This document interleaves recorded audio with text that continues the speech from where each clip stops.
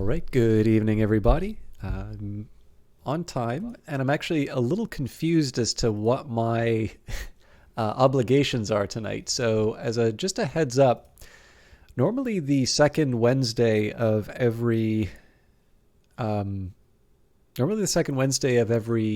month is for the Dirty Rectangles local game dev meetup. Now, that didn't seem to happen last week, or if it did, I wasn't aware of it. Generally, what that means is that it will be the week following. And this is usually if sort of it's a weird month where, the first Wednesday kind of catches everyone off guard. So all of a sudden it's like, oh, wait, I thought this was the first or the second. But I guess the way I see it is that I try to telegraph where I can if I'm going to have things that pull me away from the game. So traditionally, I've just not streamed at all on that Wednesday. And that didn't feel great particularly because the Brace Yourself games are largely played on Wednesdays now. That means that some of the games I'm most excited to be playing are ones that I wind up playing the least just because of the way the schedule turned out. But on the other hand, I do think there is some value in supporting, local developers. Of course, when I lived in Vancouver, you could have certainly called Brace Yourself a local developer. So what I will do is if I catch wind that there is a Dirty Rectangles thing going on and it seems like somebody has a game to show, because I know one of the local developers was working on Tunic, and that released either yesterday or today, and it seems to have really caught its attention. There's also a Vancouver and Brace Yourself connection because I know Power Up Audio, I know Kevin Regami was attached to it, and I'm pretty sure if Kevin's attached to it, that means Power Up Audio worked on it. So, there's a side of me that wants to try it out. I know it's on Game Pass, so I'd be able to play it right away. But anyway, sorry, this is supposed to be about Phantom Brigade.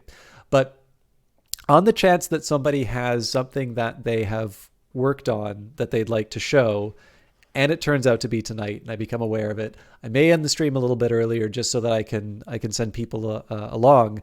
But if it winds up being a talker that I still like to support that sort of stuff, but it's a little hard to not get advance notice about what's going on. And I don't feel quite as bad about ending the broadcast. So I just wanted to get that out of the way at the very start. But it is time for a new update to Phantom Brigade. So let me load up the game. We will review some patch notes, and then we will retake the homeland. Uh-oh. I think something updated on Epic. That or I just wasn't paying attention.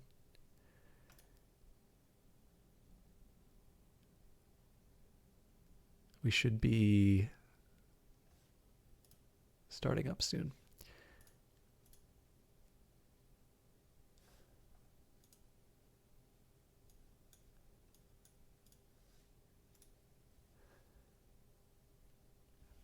I realize this is stirring content.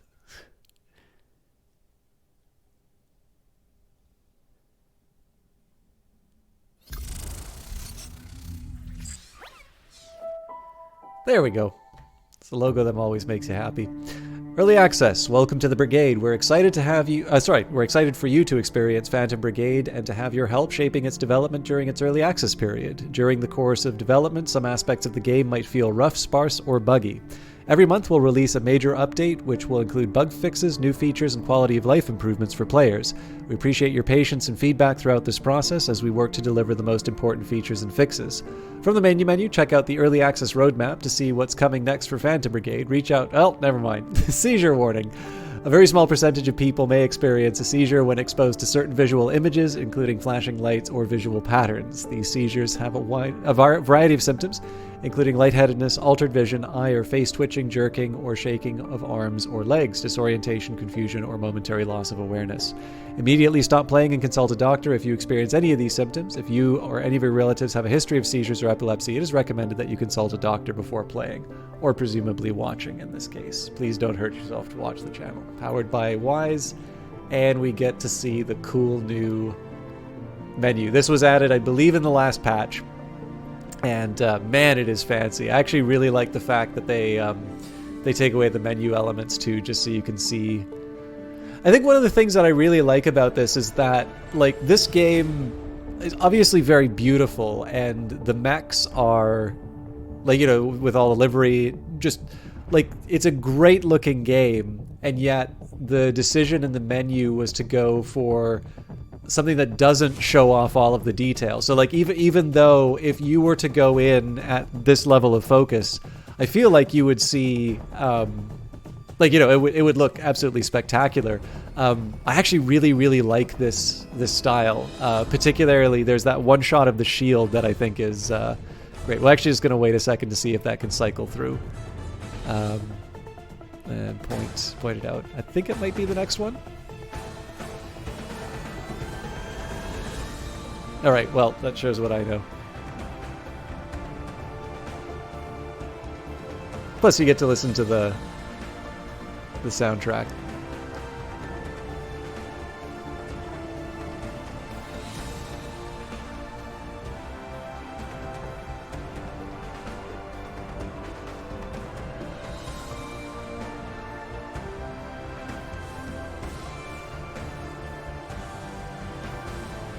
Okay, now I'm feeling a little self-conscious about getting it.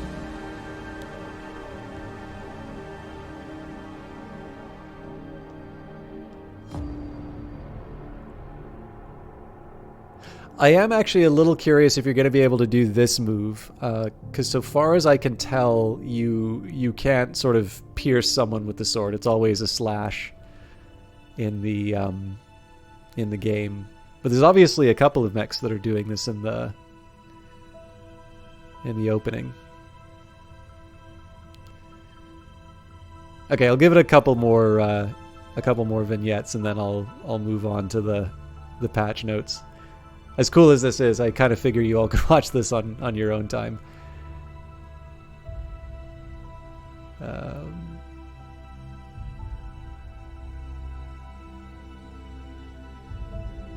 There we go. I particularly like this one. Again, I don't know if you can kick yet. I don't know if that will be something that gets added. Because, I mean, obviously so much of the tactical stuff I think is sort of locked in. But, man, it looks great. Okay. There was the roadmap. Oh, this is new.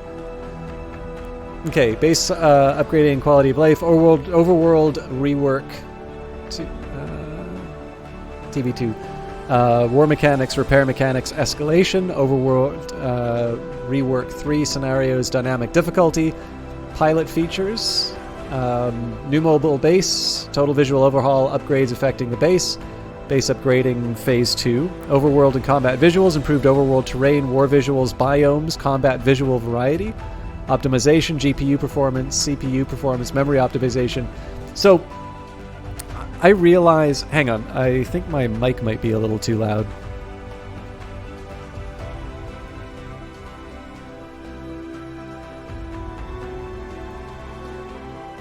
Nope, looks like it's fine. I realize that when most people, particularly streamers, talk about optimizations, they have no idea what they're talking about. I personally have never had a problem. I mean, this game does a lot. So far as I can tell, all of the, hey, brace yourself, how you doing? I should probably stop ranting about this stuff and get onto the patch notes. But, you know, for a game where it feels like every bullet is simulated and you've got, you know, destructible terrain and you've got, you know, everything that the player could possibly do to just sort of disrupt and otherwise make, you know, Unity work harder than it can.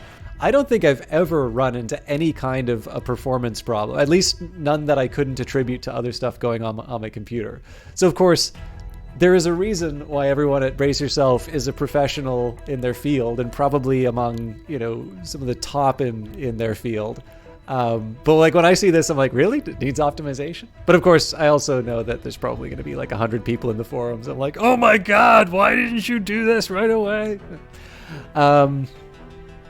Scenarios and dynamic. Oh, so I think we already covered this. Updated events, improved event UI, showing effects of choices, more contextual events. Oh, I wonder if showing the effects of choices is like in the the event itself. No, but it already says that you'll do things like get extra scrap. We'll see. Steam playtest, close alpha, join our Discord and keep an eye out for announcements. Oh yes, actually, that's another good one to mention. I believe, so if you visit the Brace Yourself Discord, which I highly recommend you do, every once in a while the development team will do a little bit more sort of a focused look at how people are playing the game. They actually seem to be very coveted slots. They tend to kind of fill up really quickly. But I know there's a lot of you who really like playing this game. And for those of you who kind of want to go the extra mile in terms of getting this in the best shape that it can be, if you've not joined the Discord already, definitely do so, because that is definitely a thing. And I'm sure they will be happy to have as many people as possible to fill in those slots. New player experience, improved combat tutorials for UI and mechanics, reworked intro provinces, and maybe one day I'll finally get around to making those tutorial videos I was thinking of doing. Combat replay. So this is interesting to see how close it is. Replay the previous turn, scrub forward and backward through time. I'm definitely really looking forward to this, but I suspect there is a reason why this is a nice big long line, because from what I understand from that blog post, this is very, very requested. I know I want to see it. I've wanted to see it since the game started, but I also know from the context that it's really difficult, it sounds like. And set piece battles, where I don't think there's any mouse over for it, but I like the sound of that. Improved UI and quality of life, gameplay options, difficulty options, customization, inventory, and combat. A combat intro, improved transition to combat, highlighting your squad and enemy forces. And finally, the ever-important localizations. Every once in a while, you will read some different blogs from developers talking about the importance of various regions. I can't kind of talk out of turn on this a little bit, because some people shared what's probably private information for them. But every single time I think I have a grip on how games are sold, somebody will give me a data point and I realize I have absolutely no idea what goes into people deciding what games to buy. But with that in mind, I want to go to the release notes, which we have...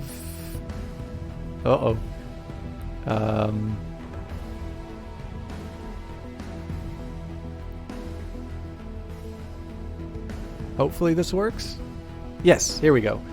And with all respect to the excellent soundtrack, I'm going to mute it just temporarily so that I can show you the update video. YouTube, you say HD, but you're full of lies.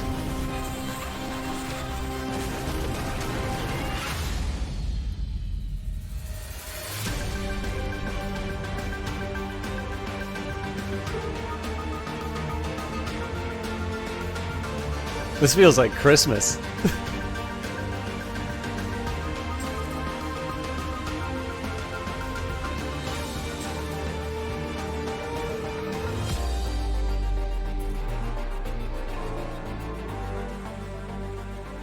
Oh!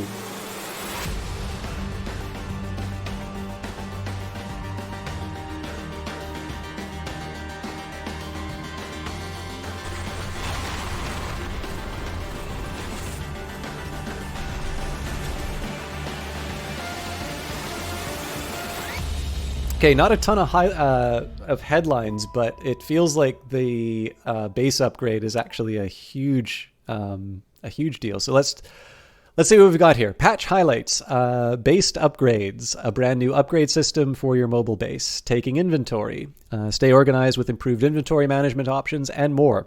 Phantom Brigade is in early access, which means that actually, you know what, we can. This will sound even more impressive, although the game to voice ratio might be off, so if I'm drowned out by the music, please let me know and I will adjust. Phantom Brigade is in early access, which means we're actively updating and adding new content based on our roadmap and your wonderful feedback. You can expect the next Tactical Tuesday update on April 19th, 2022, at 11 a.m. PST. See full patch notes below. And as always, the little metallic arm indicates a change due to community feedback. Improved inventory management. You can now sort by quality, level, and group. Select all items and invert selection in the inventory list. Actually, that sounds pretty cool. I still kind of find myself a bit lost in inventory because I'm not able to compare to what I've currently got equipped, but I think better inventory management will be a bit of a lifesaver, because I think the real fun of this game is in the tactical level, and it's great. I mean, this is why BattleTech's interesting too, right? You get to kind of customize and make your squad your own. And of course, if you're spending so much time fiddling in the inventory, it's taking you away from something that's, enjoyable, you're taking away the time from the tactical battles, which are awesome. But also you're potentially spending a little bit less time thinking on, what are all the cool new toys that I get to play around with? So I'm interested in seeing this.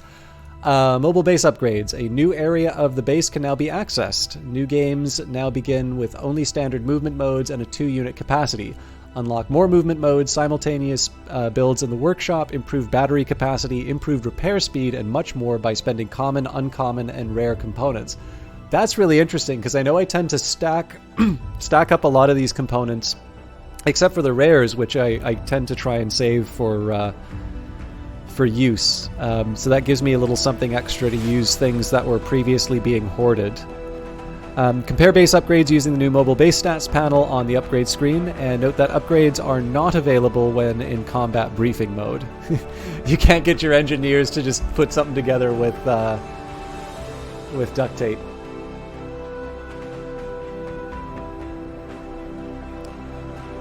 This might be a term I'm not familiar with, Night Valiant. I maybe don't recall. I'm not sure where the Brigade and unionizing connection comes from, but welcome.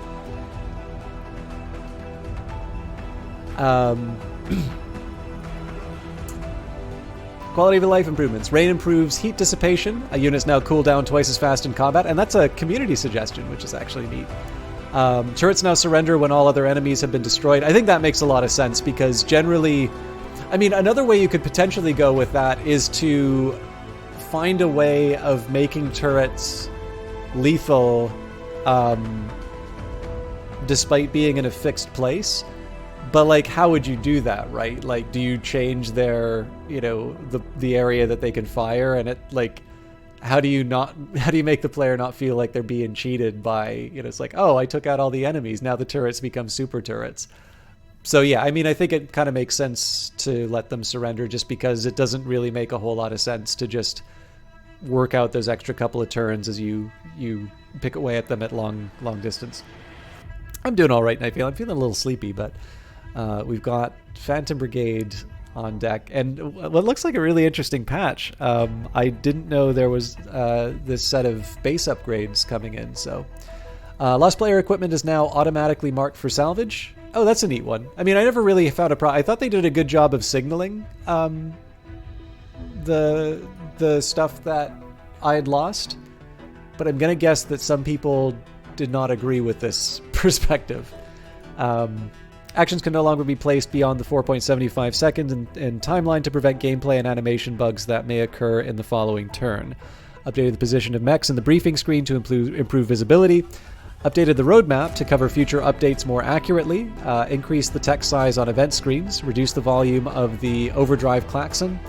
Improved resource amount UI to cover uncommon and rare components as well as the common ones. And for those on experimental, changed the name of the standard movement mode to cruise mode and added missing SFX on the upgrade nodes. I might... Okay, I'm glad I'm not the only one. Wednesdays, when, if I'm not mistaken, is when you kind of cut loose and clobber each other in Smash. Which, by the way, I'm being financially responsible, but as soon as I hit certain financial milestones, I am buying a Switch, and I am going into training, and Mr. Clark is going down. Or at the very least, I will not be the anchor on the team. All right.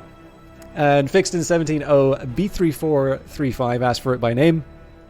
Fixed. Oh yeah, so sorry. One of the things I was going to say is maybe after we finish the capital fight on this run, I might switch to experimental. I always feel a little bad about it because experimental, for some games at least, is a little more crashy, and I realize that, you know, some people are making buying decisions, so I don't want to create the implication that the game is like super crashy or anything like that.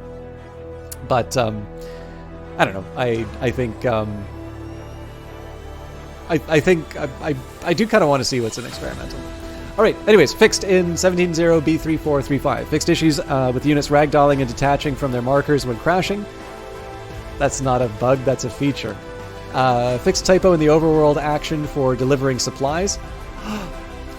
The only thing I contribute is finding typos. I failed. Fixed Nox Light project using arrow descriptions in the workshop. Upper arm parts can no longer be detached from arms. Fixed an issue where workshop arms were not animating. Fixed the tooltip on the back button in the main menu. Fixed developer text on overworld actions hiding entity names for targets. Fixed an issue where embers from combat would remain on the screen. Fixed an issue where only half the retreat zone was drawn in the combat tutorial. Various tweaks to right-handed single-weapon firearm poses in the briefing screen. It's no longer possible to force actions to overlap by placing them too quickly. Fixed an issue where mechs would overlap with active turrets when concluding a melee action in that space. Fixed an issue displaying battery recovered and salvaged to 4 decimal places. Fixed mechs with one-handed weapons twisting their arm before shooting. And then for those on experimental, fixed typos and phrasing on various tooltips in the upgrade screen. Fixed an issue where upgrades were not unlocked when loading or starting a game in a new play session. Fixed default upgrades being locked when loading a save from an older version, and made adjustments to right-hand single-handed firearm poses in the briefing screen. Thank you to QA and everyone involved in making this a better game. Yeah, Night Valiant, when are you going to play Phantom Brigade, huh? We've got very important VIPs in the channel. And they need feedback. Was it really February 23rd when I last played this? That is shameful. I need to tell all the other games to take a hike. Okay, I think... Oh dear. Oh no, there it is. There's the cache. Okay. Yeah, so if memory serves, I was originally pursuing this province, but then we had the cache event, and then I think I got chased around a bit by the bad people. So, but before anything, let's see this upgrade screen. So what do we have? Obtain the industrial support vehicle from the mountain base. So I'm assuming that's the basic one. Now, from the patch notes, I believe if you start the game, it does not look like this. I think you're supposed to have fewer items, if I'm not mistaken.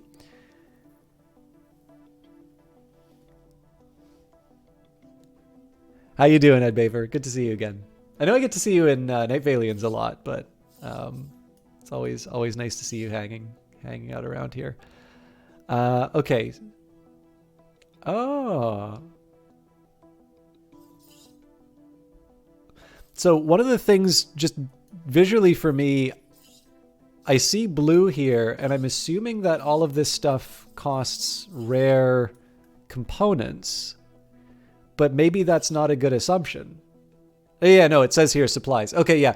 So one thing that I got wrong, so like, obviously the stuff that's installed is green and the stuff that you can buy is in blue, but I was immediately saying like, oh, okay, so this is going to cost me, like, I'm going to get soaked for rare components, and, you know, I've been wanting to, like, build stuff with them.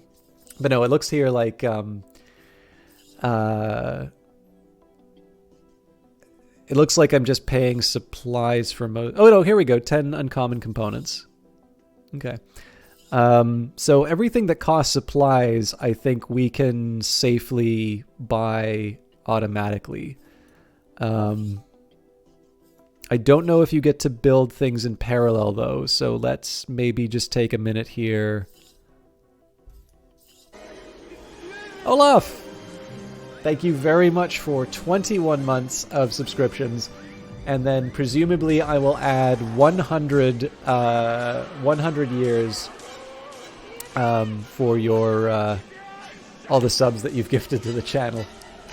It's great to see you again.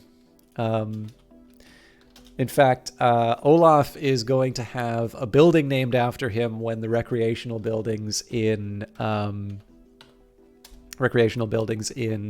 Industries of Titan are brought in. And actually, sorry, seeing as Brace Yourself is in the channel, there is actually one thing that I need to say. And it's not because they're in the channel, but it does remind me. This is also a game that I was given a key for. In fact, I suspect it's the person who I'm thinking of, who's currently behind the Brace Yourself Games account, is probably the one who gave me the key for this. But it is worth remembering, in addition to Industries of Titan, I was also given a key for Phantom Brigade for promotional purposes. I really wish there was a proper statute of limitations on this, because I think everyone gets it, that I really like the developer, and that, I have been given this thing of value. But for those of you who think that I can be bought for a mere video game, no, I can be bought for a mere video game and a tour of the office. But no, it's if you are making a buying decision of the game, first of all, congratulations on having excellent taste. And number two, I was given a key to talk about the game. I haven't been asked to say anything specific about the game, but it was a key for promotional purposes. And so if you feel that that is going to alter a point of view, you've now been warned.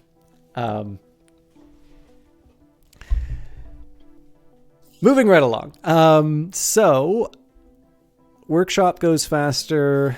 I'm going to leave the things that cost uncommon components aside. Energy capacity would be... Oh, I also like the opening line. So overdrive, I think this is me actually trying to... I think this might actually be me restoring things that previously weren't... that I kind of took for granted previously. Optimized storage will... Oh, so I may not be able to have an unlimited number of units anymore. Interesting. Okay.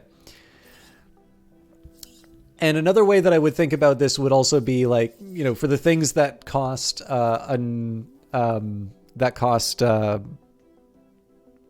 like uncommon components. Another factor I might take a look into would be things like, okay, so does spending this give me access to a set of upgrades that are like really, really desirable? But I don't want to spend forever on this. So I think the first thing I'm going to do is the unlocked reactor. Disable safety checks and limiters installed on all civilian reactors. Allows the power core to store more energy and enables further customization. And on a roll of a critical fail, the base blows up and you have to start again from the beginning. Okay, so you get to build this all at once. So we're going to build everything for that costs regular supplies, and then we'll make some decisions about uncommon components, but I'll probably give those up as well. Advanced assembly, disable the safety checks and extend workshop hardware to support military-grade materials. Speeds up construction and unlocks common equipment, and those workers are big babies claiming about, oh, it's not OSHA safe. You can't see the cost of upgrades. I believe you can. So rapid ignition would cost 5 rare components and 500 supplies. I'm a little more reluctant to give up rare components because I have been wanting to build some improvements for my mechs. But in this case, really here, it's just when you take a look at my currency, basically, you've got 6,373 supplies. That's after spending about 400 on my existing upgrades, 196 uncommon components. And generally, I'm far enough along on some of the things that I want to build that I can feel safe in saying, I'm willing to give up some of those uncommon components. The rare components are ones where I sort of feel like I've been constrained in some of the stuff I would want to build because I've been a little tight-fisted on them. So as a result, I'm just kind of trying to build... like the no-brainers are the ones for the supplies I have in abundance, and then I'll maybe read the fine print a little more carefully when it comes to the things. Those of the TBD marker are not in the game yet. I'm going to assume yes, but I wouldn't know. Maybe they're just active in the background. No, I only say that because I think overdrive and stealth mode are two things that I was using in the previous update, but now they're upgrades. So it could be that there are things that are actually already inside the game that just are not upgrades yet. But that is, of course, why you will continue to watch the stream on Wednesday nights as we continue to watch the ongoing development of Phantom Brigade. Or I did shout out the Brace Yourself Games channel for a reason, because it's not just Brace Yourself Games hanging out, watching people not really play their game, but Brace Yourself actually has a really wonderful streaming group. For instance, I proposed a arcane trivia show with one of the, I think the formal title was associate video producer. I know there's been a shift in titles. Sorry, some shifts in titles, and I think I might have it wrong. Anyways, Mel. So I was thinking that what you would do is, Mel has actually been, I think Mel was on for Titan Tuesday yesterday, but my proposal is that you do like an obscure trivia sort of thing. Like, oh, is it really Danny Baranowski who's like the singer, the shopkeep singer? I think it's Freddie Merchantry or whatever. And I know there's a lot of people who believe that, but then you find out the answer is no. And everybody's like, oh my God, I didn't know that. And you call the series What the Mel. Anyways, advanced assemblies are in. Moving right along. Overdrive mode. Waste exhaust of the reactor is redirected through an improvised turbocharger, drastically increasing the speed of the mobile base. Reactor has to be throttled to prevent overheating, resulted in rapid battery drain, increases heat signature of the base, useful in short bursts, allowing the base to quickly escape danger. Stealth mode, slow movement mode, rendering the base hidden from the enemy. Exhaust is captured and cooled down before being released. Optical camouflage is engaged to make the vehicle transparent to distant observers. Drains energy, most useful in short bursts and when escaping danger or sneaking up on the enemy. So it's the Normandy. Optimize storage, add extra unit slots by reconfiguring internal walls of the mobile base. We're not removing safety features anymore. The mechanics will like us. Okay. And the rest of them are going to start... Oh, nope. We've got stealth sensing. Stealth mode requires powering down some sensors, reducing the vision range. With enough supplies, it is possible to make low-emission sensors that can extend our vision without compromising our position. So we're really chewing through our supplies, but... Overdrive sensing. High speed and vibration creates trouble for the sensors, making optimizations made for cruise mode unsuitable in overdrive. Unusable.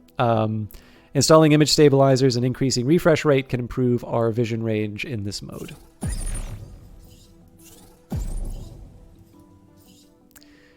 Cruise sensing. Replace parts of the sensor array, allowing it to detect the enemy from an increased range under normal movement conditions.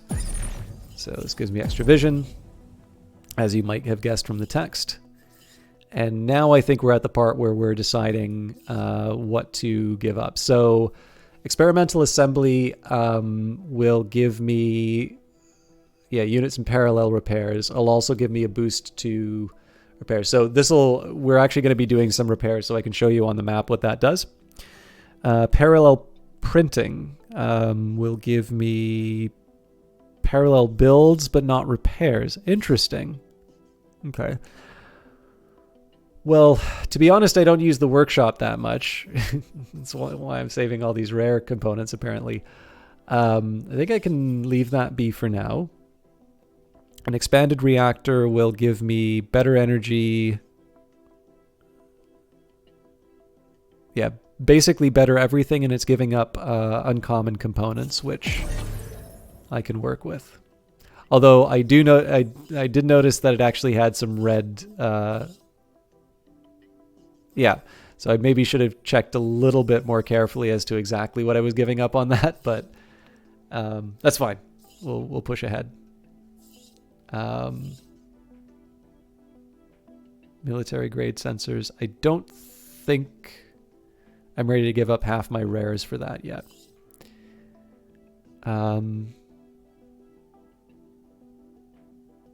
Yeah. Sorry, I should be reading the text. Improved transmission capable of supporting higher cruise speed. Increases noise, making the base detectable from a slightly longer range. Adds heat shielding around the reactor. Reduces the heat signature when in overdrive mode, making the base harder to see from a distance. Increases noise, making the base easier to recognize once in close range. Stealth efficiency. Oh, that's a rare component one. That actually almost wipes out my rare component. So we'll leave that be. I can definitely handle the repair speed. I think 10 uncommon is fine for that. And we're removing safety features again. Remove industrial safety constraints on the repair station.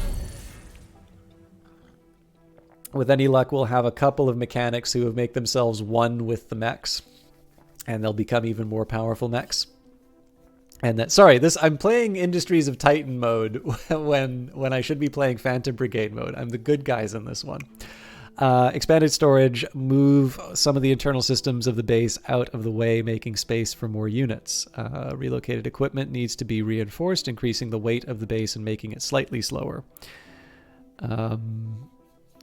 Well, I guess with that in mind, I don't really need that much in the way of units. So I'm I'm kind of all over the map with some of these upgrades. I think I kind of got into a mode of like just always upgrading. But I'm fine with this for now. I can tweak if I feel things are you know, kind of given me some problems. And can you remove those upgrades to undo the red modifiers if need be? Yes. I don't know if I need to pay for them again. Oh, it'll probably tell me. Uninstalls the selected upgrade. The effects of that upgrade will be removed, and half the cost will be refunded. This can only be done if a given upgrade is not a dependency for other upgrades. But yeah, I'm fine with this for now. We will see later on whether or not I feel this is weird. So we're talking about being able to do multiple repairs. So we've got 3 units repairing right now. Now, I don't think I can move and repair. Let's actually give that a shot right now. Okay, looks like we can move and repair. So, liberation.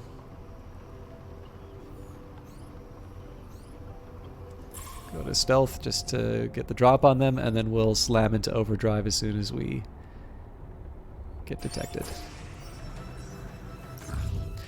Into the fray, the base comes alive with the sound of boots crashing against the floor. In the hangar, an engineer shouts his instructions to the crew, and a pilot rushes to get changed. You keep your eyes trained on the battle console, settling yourself with a deep breath. Okay, so, liberation mission. Approach an occupied civilian outpost, eliminate all the hostiles with a balanced team, taking care not to incur too many casualties. They're dug in like ticks. Bait the enemy to bring them out of cover or use indirect fire weapons. We've got your back. The base will approach the combat throughout the battle, so you can retreat if you need to. We're up against the Spec Ops, a highly specialized squad of mechs.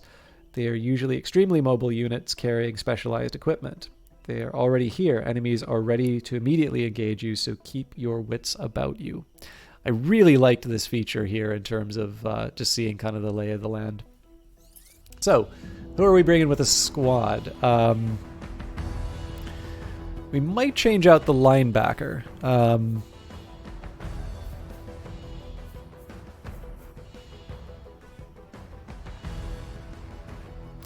think I'm going to bring in the longbow here for the simple reason that I've got the missile. So that's going to give me sort of the follow-up on... that's going to give me the follow-up as far as indirect fire. For the rest, I think I've kind of got the rest of the mobility down. There is a situation where I would say, okay, maybe we should modify the mechs, but you know what? You all came here for fighting, so that's exactly what we're going to do.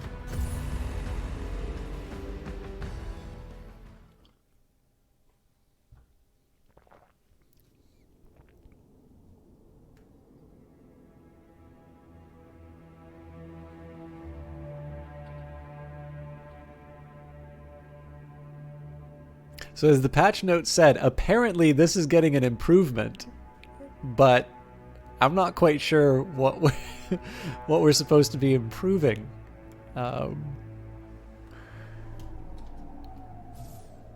Industries of Titan minerals. No. Yeah, no. I think this looks great. So I'm genuinely very interested to see what what's coming up. So this is going to be a challenge. There's a lot of them. So we have got, how many? 2, 4, 6? I know it usually tells me at the start, but I wasn't paying attention. Okay, so we've got six people. We've got a shotgun, a railgun repeater, 2 shotguns, a machine gun, a heavy, okay, and machine gun. So I guess one little bit of good news is that it's funny. I was actually thinking of bringing the the tough the heavy weapon unit. I'm really glad I didn't. So there's a couple things that I want to try and do with this particular fight. So we are approaching them, you know, so like in one sense you can see how the approach makes sense, right? You're coming out of the woods, catching them by surprise. But we kind of need to cross this big open area here. And because the sort of the rule for this playthrough has been to go into the highest, like the highest level regions with my units, I think the gap between my units and the enemy has started to close a little bit. But there's about a 5 level difference between most of my squad and these, actually 6 in some cases. Like I think it's only the Tango's mech that has kind of a comparable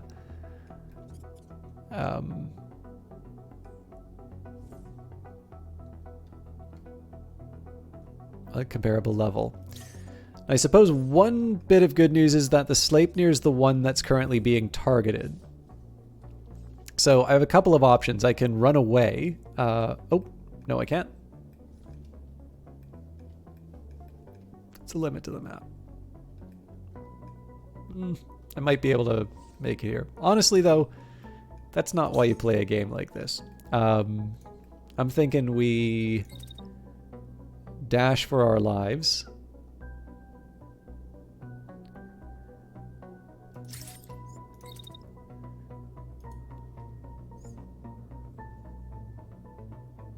Oh man, everybody wants the Sleipnir.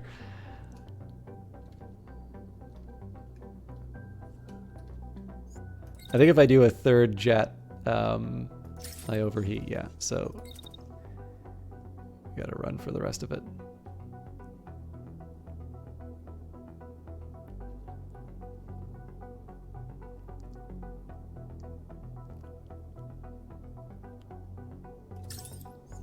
Okay, so let's just get an idea about how that works. So jump. Obviously the melee unit's got to move back, but I can work with it. Actually, there is one other consideration I might make. So if we went up like this and then ran. So I guess the question is, how soon can I make it to try and jump onto that high ground?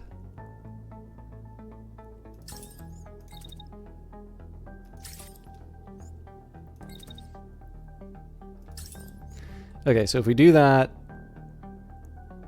2 clear shots plus the heavy, but that's while I'm jumping away, so that might be safe. So this is a shotgun. I'm not as worried about that.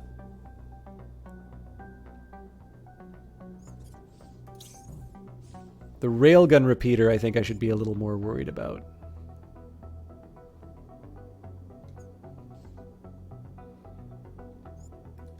Okay, I'm going to chance it partly because I just want to see how it works. But then the next question is, can I get any sneaky shots in? Even if they're sort of like Hail Marys.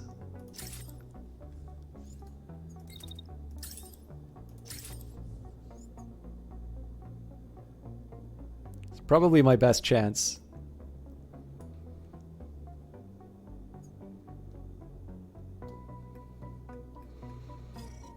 Okay, so that's about getting the Sleipnir to safety, or a reasonable approximation of it. So the next question for me is, how do I deploy the melee character?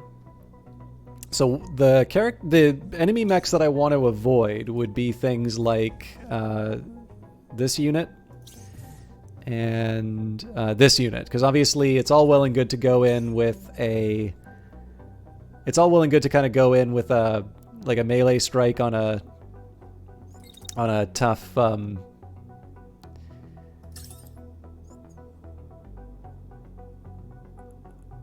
or sorry, to go in with a melee strike on like a unit that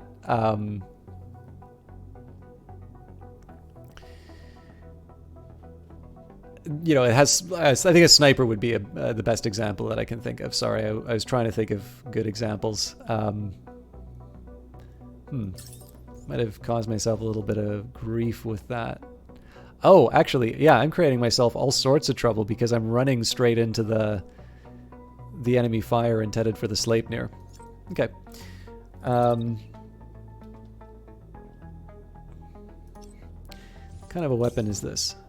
It's a machine gun, so this thing can probably tear apart the... So if I took a different approach...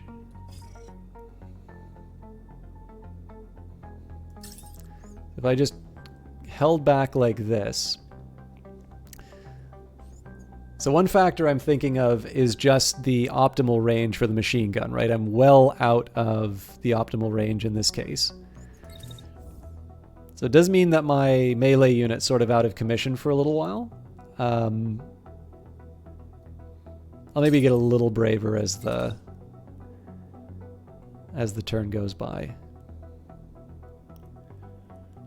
This will give me a little cover.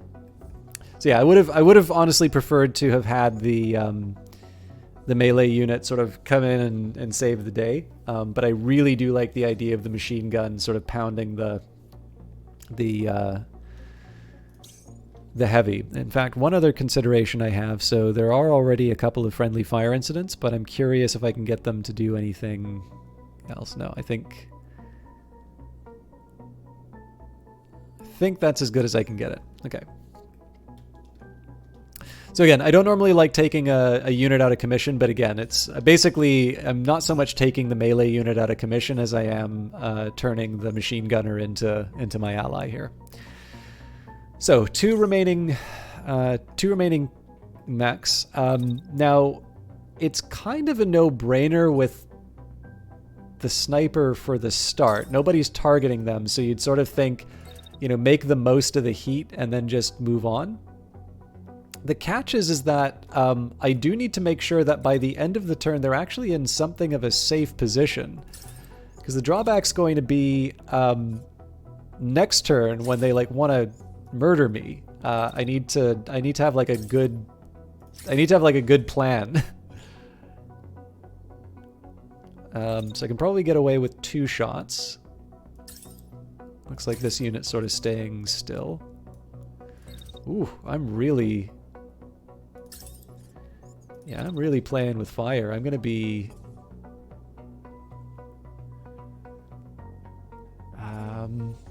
so where would I want the sniper to... Honestly, I'd want the sniper to be... Okay. I don't like that I'm clustering so many units on this side over here, but it's the option that I've got if I want to be doing damage. So, the last piece of the puzzle is Tango. Now, Tango's in reasonably good shape because she's behind a huge shield. It can accept about 3,600 damage. But again, we're up against serious contenders, and it's a machine gun that we're up against. So, I think the move here is a pretty obvious one.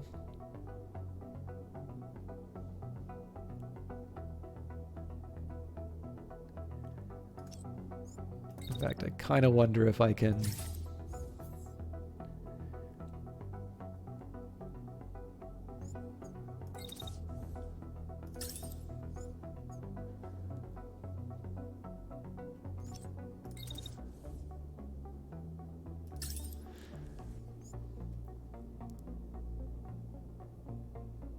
So there's 2 options that I have.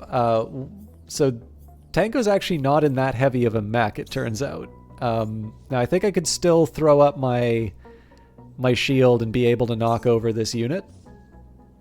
But that would mean exposing my back to some machine gun fire as I move. The good news, though, is that I wind up moving behind this building. then the question becomes, is there a better alternative that I have? So one of the things I might consider would be, well, what am I up against? Like if I successfully move through this building, actually, you know what? It's not even up for discussion. That's exactly what I'm going to do. So jet through. And again, this is not an obvious move, but I do have a plan for it. So I want to make sure that that shields up in time for impact. So I'm not eliminating the damage that I'm facing, but I'm minimizing it. And the plan here is to get in position to machine gun this unit down. Now they might turn around and hit their repeater on me. If they do that, that's where the sniper comes into play. Although now you know what? There are other ways I can accomplish this thing that I want to do.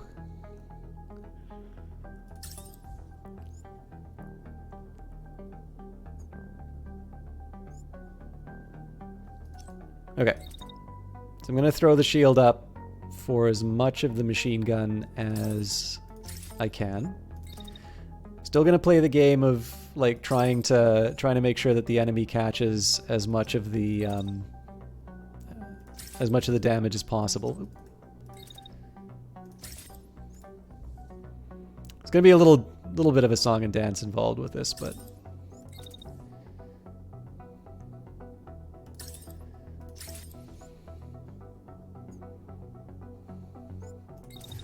okay, so we wait like just a second. I may not be able to make the angle. Yeah, you know what? The angles aren't going to work on this.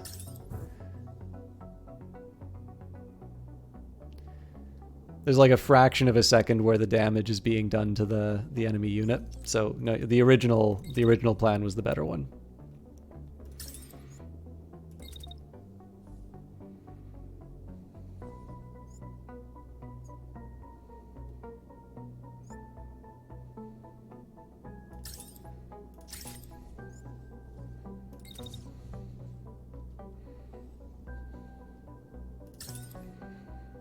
Okay, this will get kind of interesting. I think what we really want to see is whether or not the Sleipnir gets demolished. So here we go.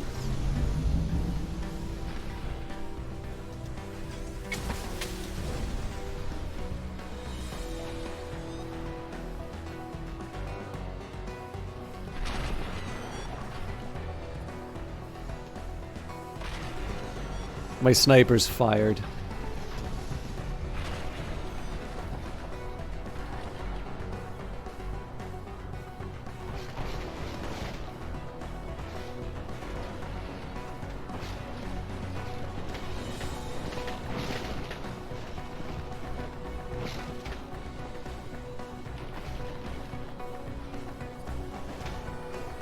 Okay, so far nobody's taken damage. Sorry, correction.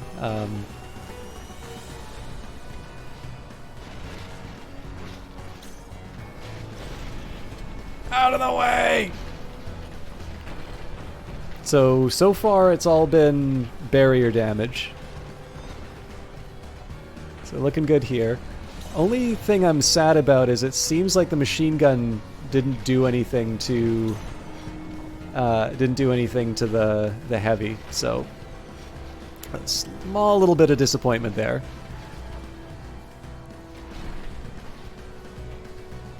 But overall, we avoided disaster, and sometimes that's enough. Again, we've got two people who are in a little bit of trouble over here. And apparently we decided to bring this poor mech along as a souvenir. Okay.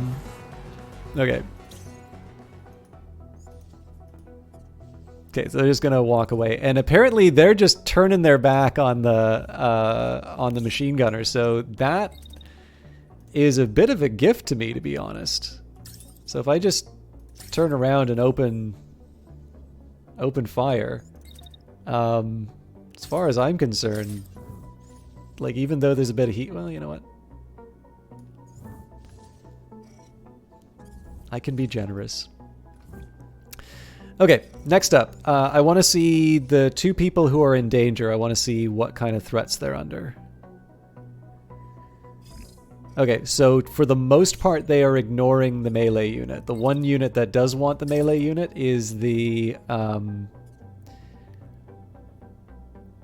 heavy. I don't know if this is gonna...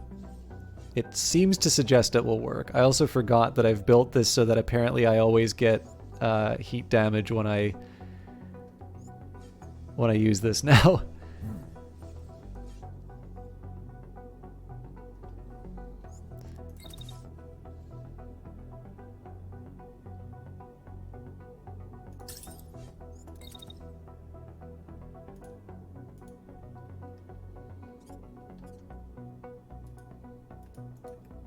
Oh, is it not let me...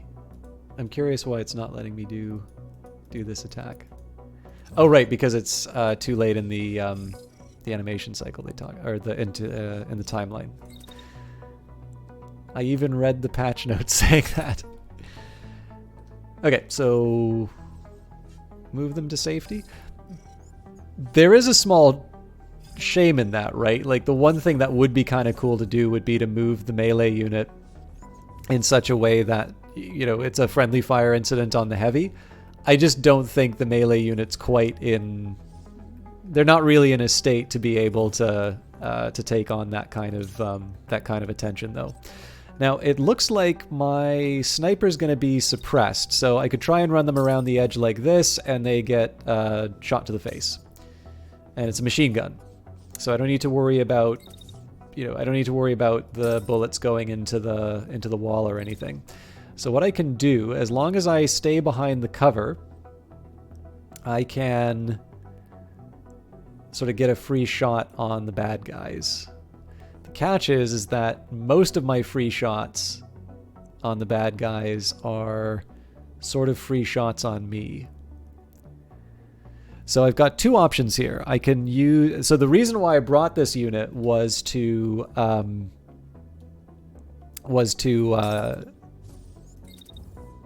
have missiles if I wanted.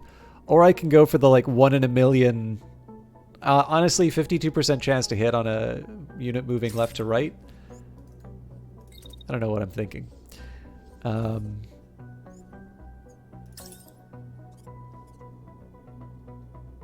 So I guess the question is, what do I consider to be the bigger threat? At the moment, I actually think that this this heavy might fit the bill.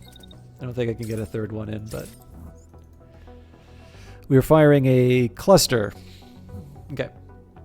So we're going to wait out the machine gun, first of all. But it is worth remembering that I don't want to stay here forever. I do actually want to get this unit to somewhere where they're going to be able to get some shots off. So this is the real danger zone, right? I don't feel threatened by the heavy because they've kind of already committed to their move by the end of the turn. I might get tagged by the edge of that shotgun. I am a bit more worried about the machine gunner and the shotgunner, who kind of want to occupy the same space. So it's actually not that bad that I'm going to be at a low heat level. Just gives me a chance to sort of jump up. But again, we'll see how it all turns out. I'm also kind of curious if the melee strike will actually hit, but that's a separate question. And then I suppose the final question here would be, does anybody hate... Yes, there are people who hate the Sleipnir, so I do need to run to a bit of safety the opposite direction.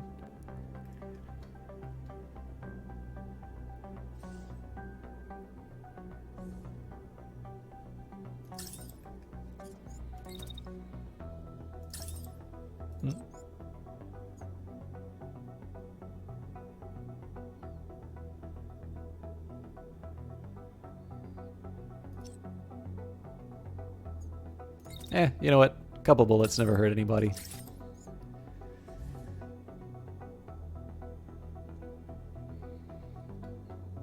Aha! Okay. Well, this thing's nimble for a reason.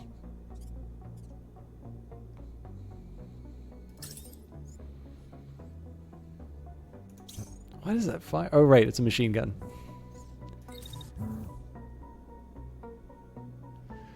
So I'm a little less crazy about how long I'm keeping the Sleipnir out of the fight, because normally it's a pretty big damage dealer for me.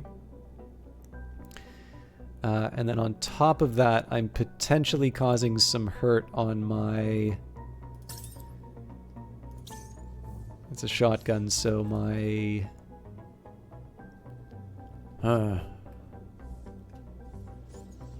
So my preference would have been to shoot the machine gunner, but maybe there is a better alternative.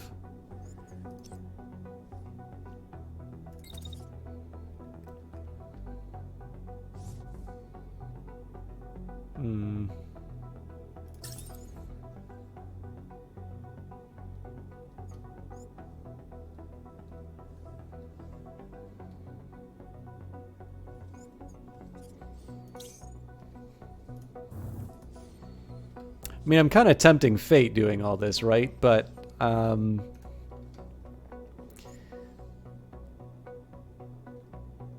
relying basically on the fact that everybody who's shooting at me, except this machine gunner. I'm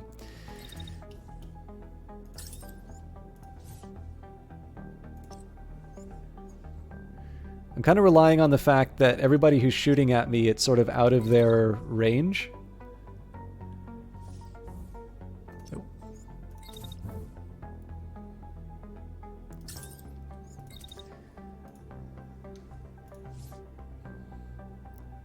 Okay, that's a little more encouraging, although I stopped doing useful friendly fire. And if anything, I'm actually I'm driving their attention more to the...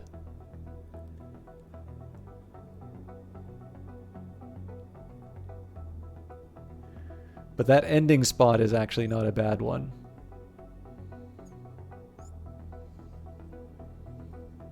Okay, I think one way or the other I'm going to wind up causing a bit of pain for the... Oh, right, okay. So I don't want to leave myself out of the fight this long.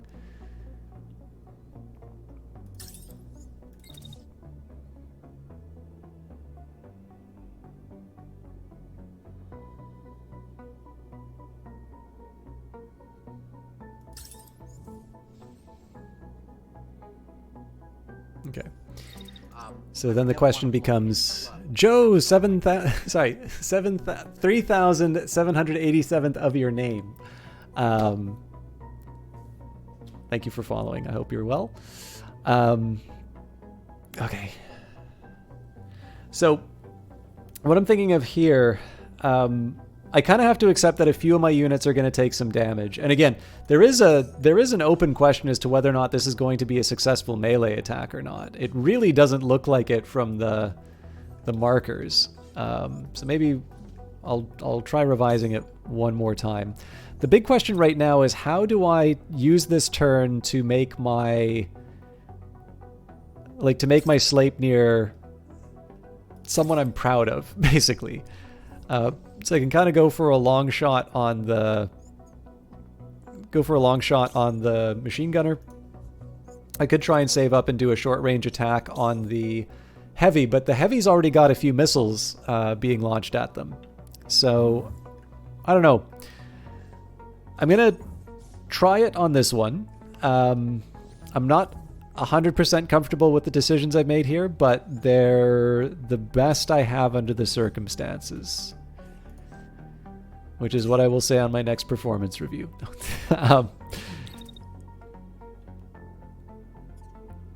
Okay, I mean, it's on the path.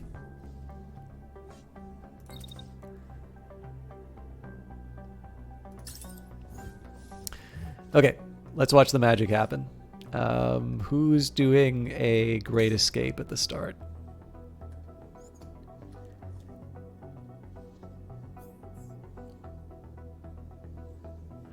I think probably if I go from this angle here, we're going to be able to watch the Sleipnir do its thing, but everybody else in the background is going to be visible. So.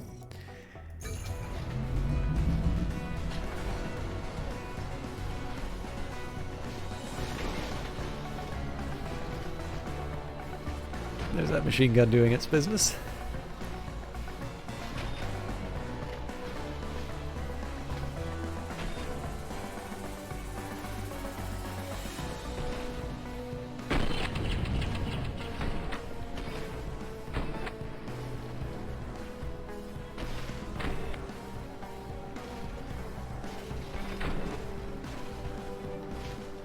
That's a machine gun firing into the hill while the missiles get launched. So I should be moving. Yeah, we're hitting the wall, so it's not as interesting anymore.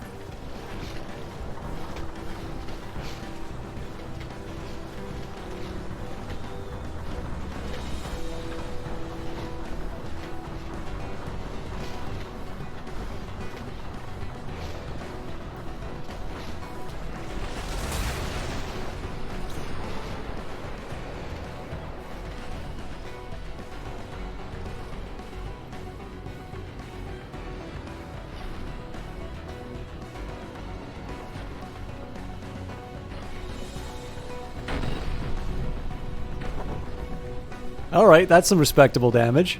We got another batch of those coming in too.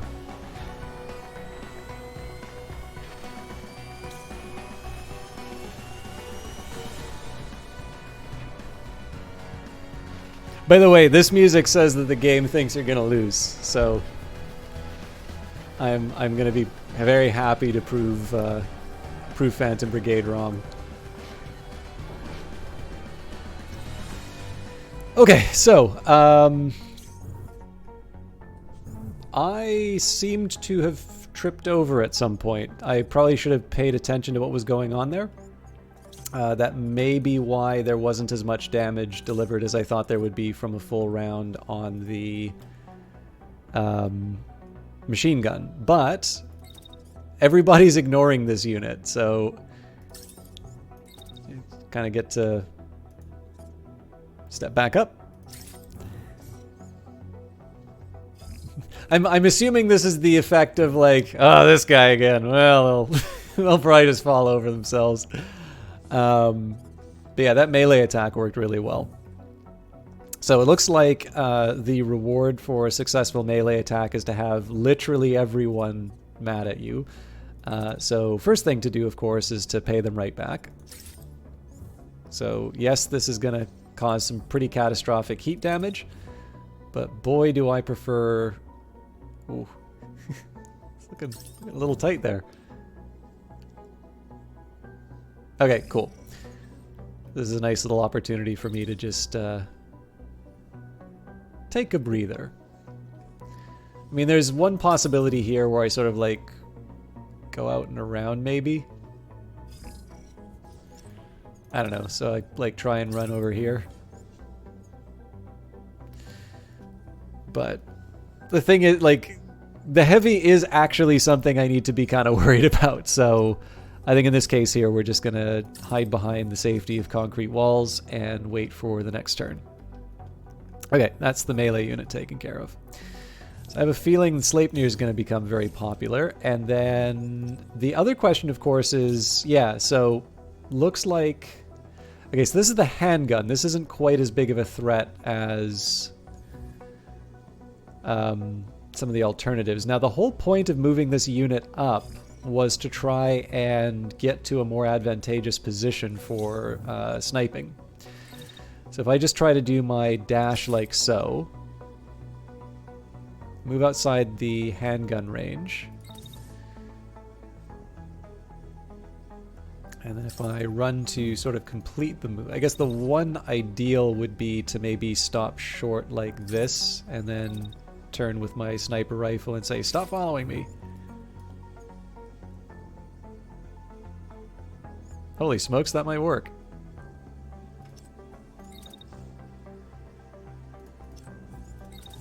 If I stop a little shorter. So too short and I don't get the range.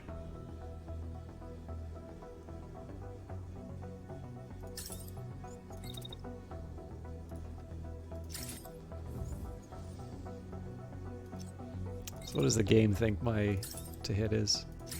Tolerable.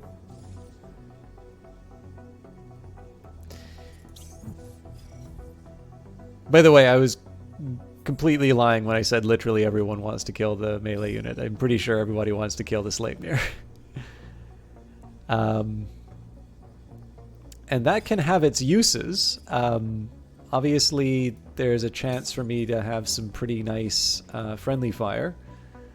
But I think the better option right now is for me to go around the edge and try and flank the machine gunner. Oh, but I'm going to be shooting into the side of a building, aren't I? Yep. Okay, so if we do... It takes me the whole turn to get there.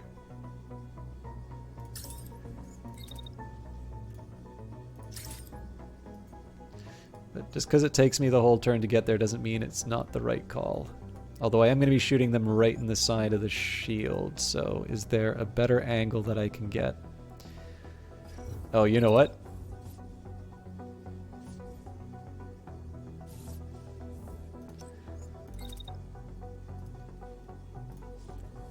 I'm just going to do the... It's not even tactically ideal. This is just a chance for me to do something very, very poly. This is about, I think, the closest I can get to swinging from a chandelier. Aw, come on. What I was hoping to do was basically just run up and, like, jump down into this area here. I really feel like that should work. I mean, it's a longer lead up than I was sort of hoping for, but... Okay, so if we do this, they're shooting at me. They sort of hit the heavy a little bit. I'm still outside of the range. There's, like, really nothing threatening me for this. It does work, Ed Baver. It's just a question in terms of where I do it from. So if I do it from back here, like, I sort of think is like, okay, so, you know, you jet forward and then down. But that's not quite how the game sees it. If I move it here, so you can kind of see how it's tracing, and it seems to be that it's sort of colliding with something in the terrain here, which is completely understandable. I think it might have something to do with sort of these little holes down here. Wait, really? I can jump down like that. Okay, I don't care if I'm overheat. Oh, wait a minute. I'm not jumping down, that's why. But yeah, so it's, I think in this case, it's just kind of I think it's trying to, like, parse out where I'm doing stuff. And in this case here, it's just saying that, like I'm a little weirded out by how it's drawing the, like, the down part, like, way down. But if I move closer to the edge, like so, then I can sort of jump down at whatever, you know, whatever range I want. And again, this is actually just purely for cinematic purposes. The threat is gone by the time I actually do the jump. If anything, I jump into the shot that's going to hurt me.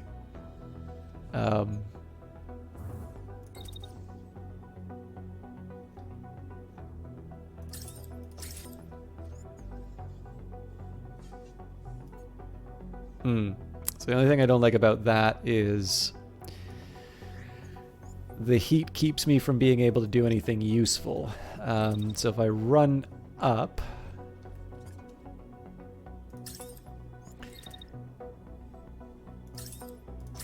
and I go for the short range. Okay, so while it's sometimes nice to go for the very Hollywood moment, I think the fact of the matter is, if I'm going to wind up, I mean, maybe one thing I can do would be to...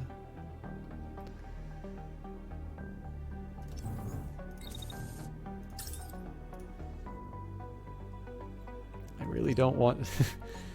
really don't want me to dash this turn.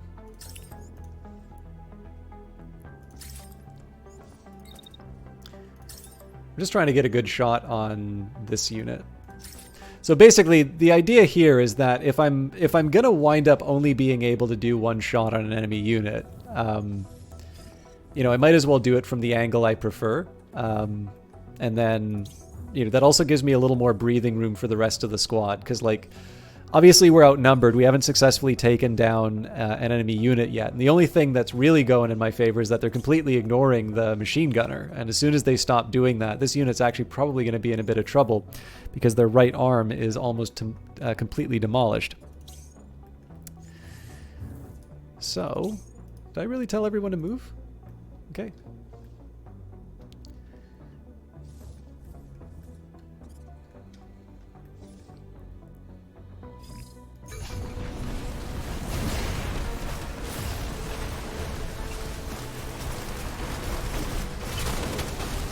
I lost my right arm somehow.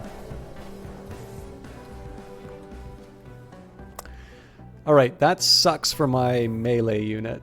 Because they're considerably less useful under those circumstances. But we're going to make the most of it. Nobody's really attacking them anymore, so...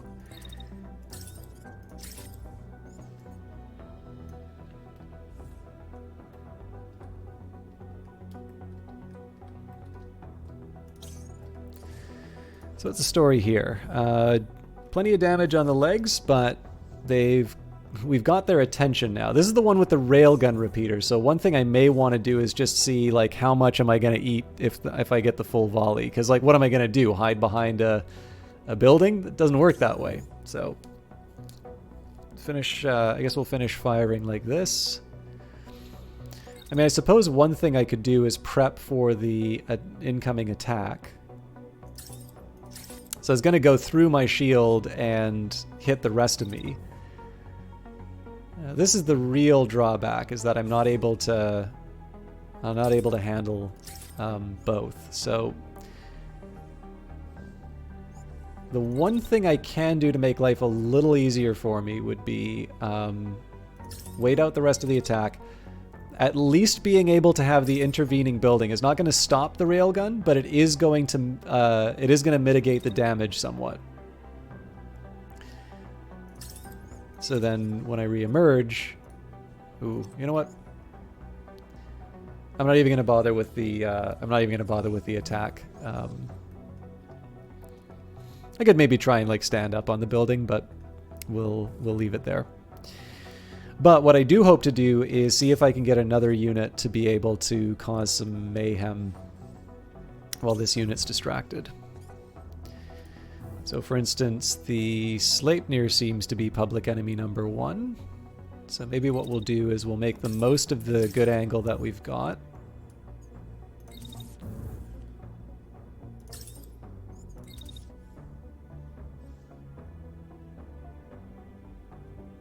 Okay, so the drawback about that move is that it sort of takes me out of the fight for the rest of the... Well, that's true no matter what I do, I suppose.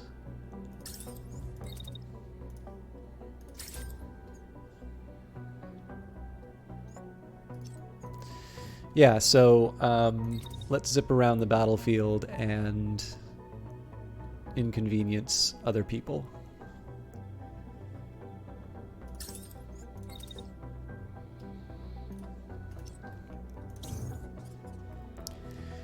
And I think one of the approaches I need to be taking now is to start focusing down particular targets, because the way this is working right now is there's too many people getting a lot of attention, or sorry, there's too many units able to cause some serious injuries to my team, but I haven't really, like, delivered a real killer to the foe. So I am slightly curious if I'm going to be able to dash my way out of... okay, not with that. Okay.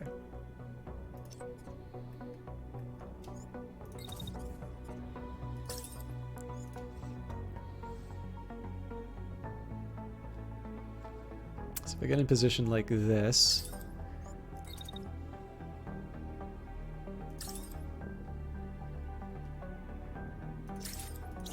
This is a shot to the back, which I like a little bit more. And then the real question is, can I get away with some missiles?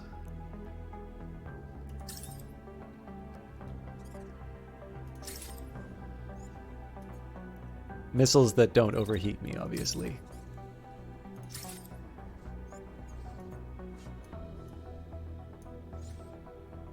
Yeah, it looks like I only get one of those, so I'll fire them off as early as I can and then hope for the best. Okay, this time I'm going to want to slow things down just because I obviously missed out on some rather important details. Let's see how it goes.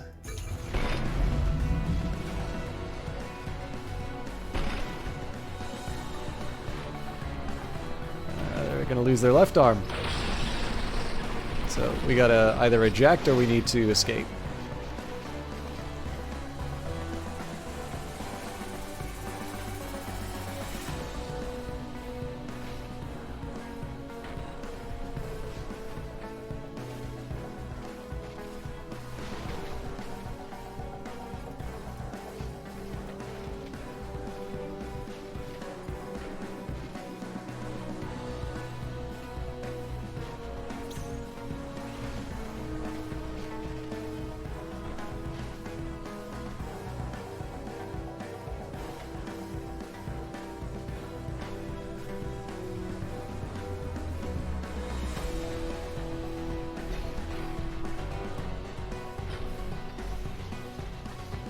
This is the longest lead up to the repeater.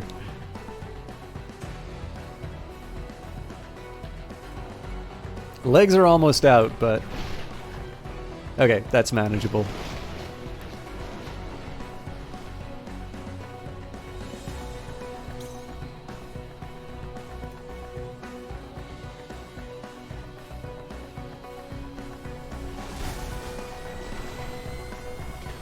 I wasn't expecting those shots to go through, obviously.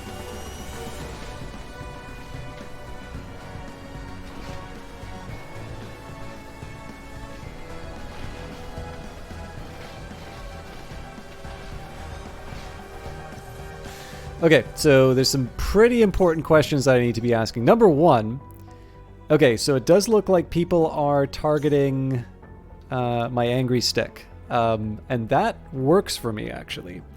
Because the more time they spend targeting my melee unit, the less time they're spending focusing on people that I can win the fight with. So I want to make sure they're not taking any additional damage. But I am happy to sort of lead the bad guys on a merry chase. Particularly one that results in friendly fire.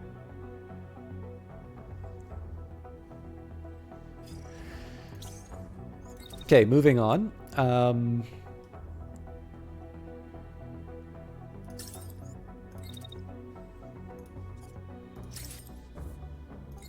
think as much as we can. This is kind of this is a unit we've already been showing the love to, so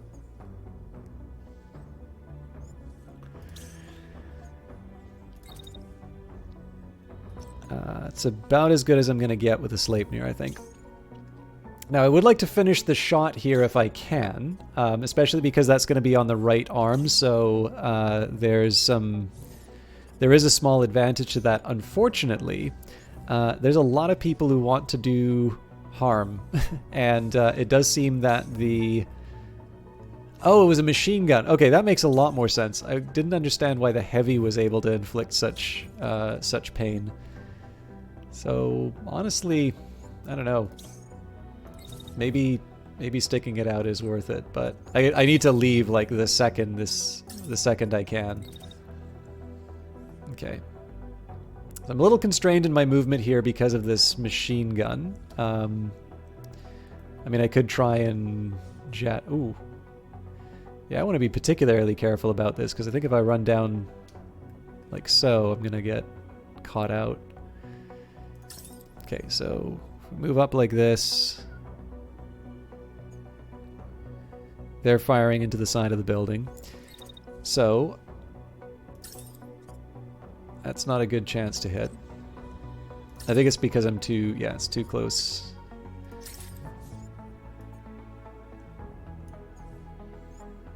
Now this isn't a bad opportunity though.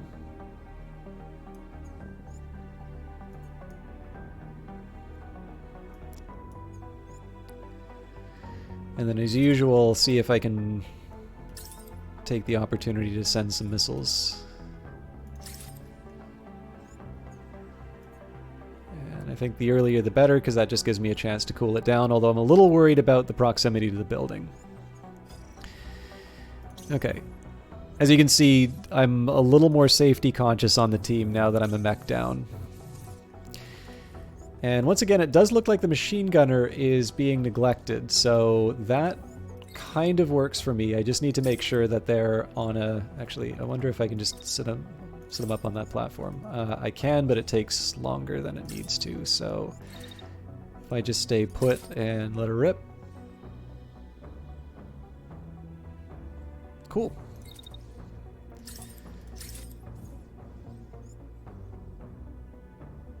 I don't like the heat implications for that. I kind of need to start taking a few more risks as far as damage output is concerned, but I think that one forces me into a position I may not like.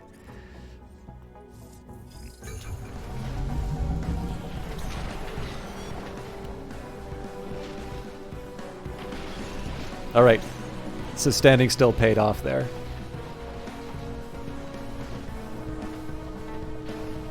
A little bit of leftover damage. I want to watch what happens with the machine gun too.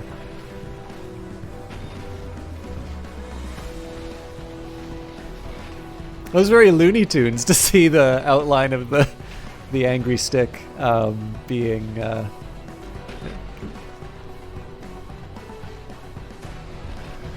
I'll try and answer that when I can, Ed Baver, but let me just wait for the combat to finish. The easy answer is there is no definitive date, but I can direct you to a couple of resources to see what's going on.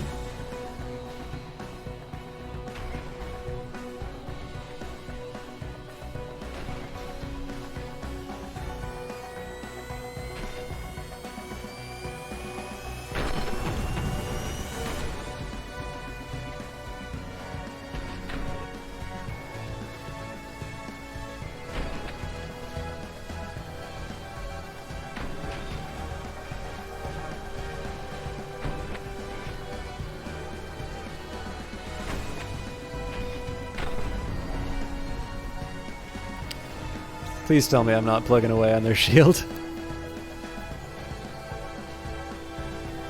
Yeah, I sometimes think I overdo the slow motion, but obviously I'm very invested in the outcome on this, so I really don't like all that barrier damage I'm doing.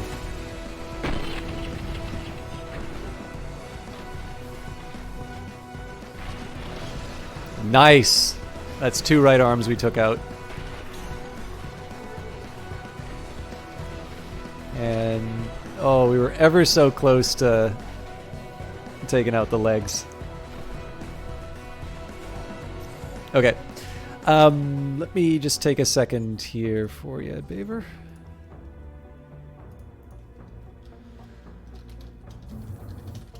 So, my recommendation always for official news is to join the Brace Yourself Discord.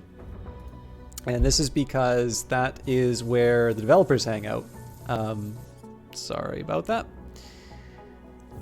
And so they, you know, that's just going to be where you're sort of hearing kind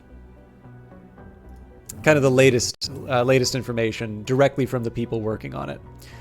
But this is a post they brought out on November 22nd in honor of JFK's assassination, C.S. Lewis, and Aldous Huxley's death. No, that is not that is not why they put that out. Although it is an odd coincidence that all 3 of those major figures died on the same day. But the opening line on this is, "Hey Brigadiers, it's November again. A year of development has already flown by, and our exclusive early access period with Epic Games is over at the end of the month. We'd like to take a moment to address the mech in the room. When is Phantom Brigade 1.0 coming?" Headline 1, so when is 1.0? Unfortunately, we don't feel comfortable giving a timeline yet. We have a general idea, but at this point we would rather wait until we know a timeline for sure, rather than give an arbitrary date and end up disappointing fans, if we have to keep pushing it back. So we can't tell you when Phantom Brigade will hit 1.0, we can share the rest of our plans and what to expect for Phantom Brigade's full launch. We hope this gives you a better idea of what's left for us to do. And the rest of that will, you know, the rest of the post, it's not very long, but the rest of the post kind of outlines what the plans for the game are. Of course, you can also check out the roadmaps and things like that.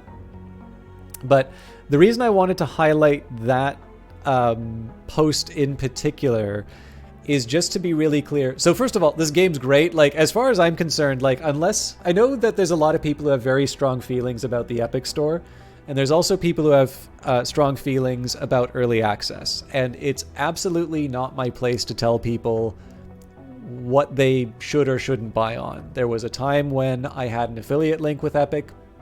I didn't really like the terms of the new, you know, the new creator system, so I ended that relationship.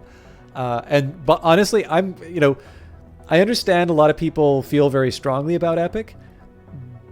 From my perspective, like in terms of what I individually, as a creator, have had to deal with in terms of affiliate programs, it has been one of the nicest and like no hassle systems that I've had to work with.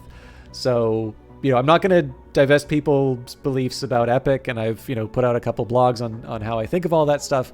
But like, you know, I only have good things to say about it, frankly. But again, the world is interesting because of diverse viewpoints and people's people are like, I don't have enough pull, nor do I necessarily want the pull to sort of turn someone into an Epic fanatic, right? It's Epic's job to give an enticing enough offering for you to buy the game. Now, the fact of the matter is that if you want to play Phantom Brigade right now, there is exactly one place where you can get it. And playing Phantom Brigade today is fundamentally different from playing it tomorrow. You may like it more tomorrow. You may actually say, oh, I really wish I played this earlier because I thought it was different. Everybody's different, right? I've been loving the process of interacting with, Brace Yourself and showing everybody the game in an early state. But I have my own kind of guesses as to what that blog post entails.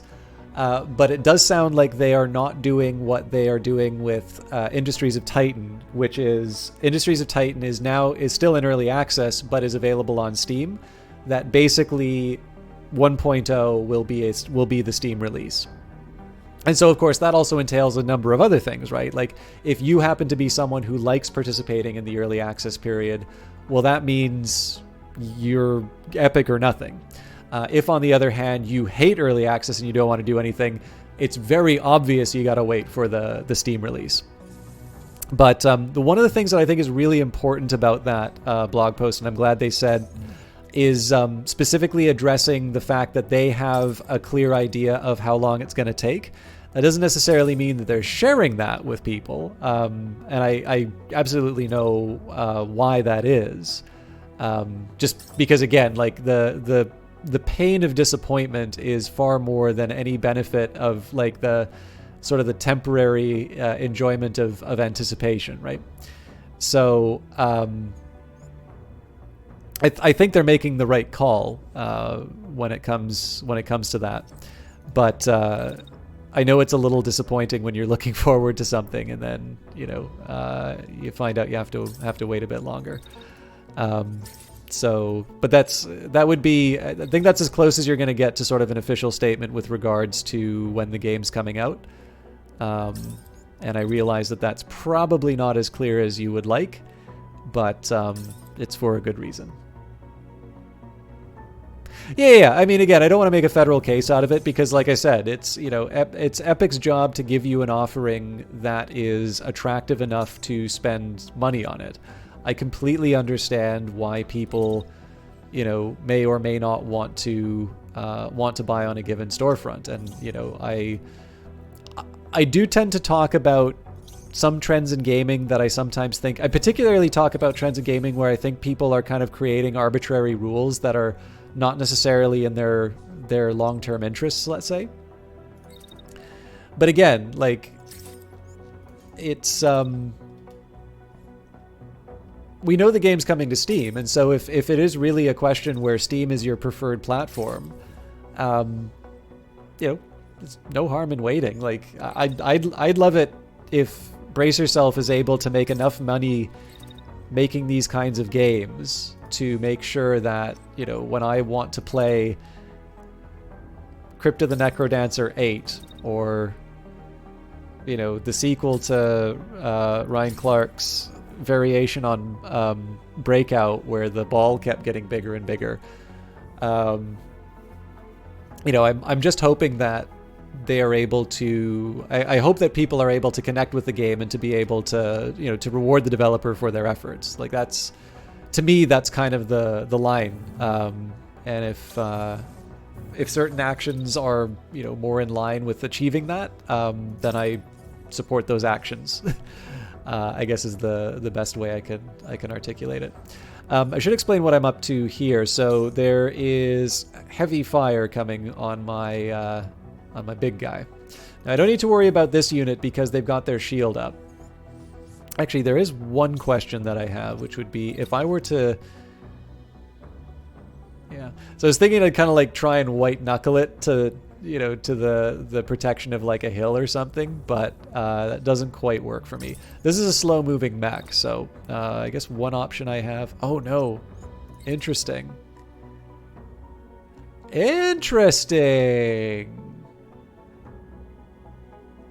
So it's possible I might just be able to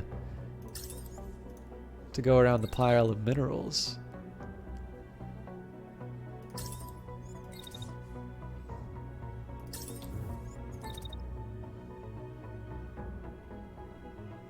I do want to put up my shield just in case.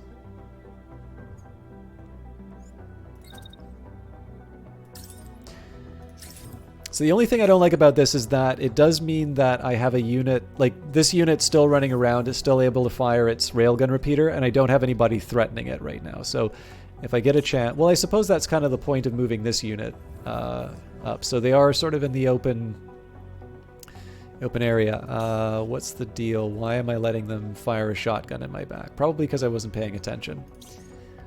Oh, that's not the shotgun, that's the handgun. How much damage does the handgun do? 1030? Yeah, that's not happening. Okay.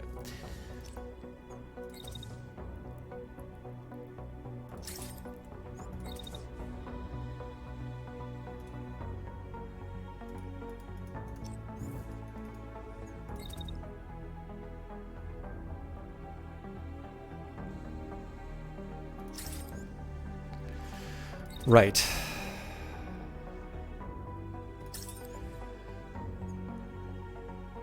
Okay, so that protects me. The real question, though, is am I able to deliver on a strike on the heavy afterwards?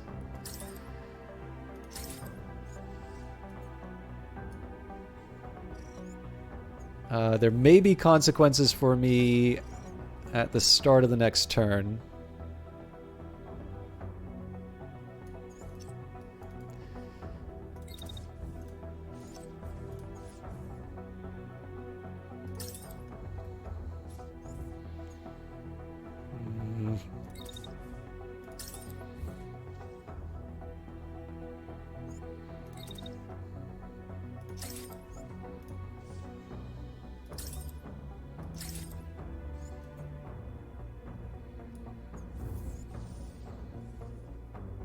It's as close as I can get it without hurting my own people. Okay, the angry stick. Let's think about some ways I can make them attractive bait.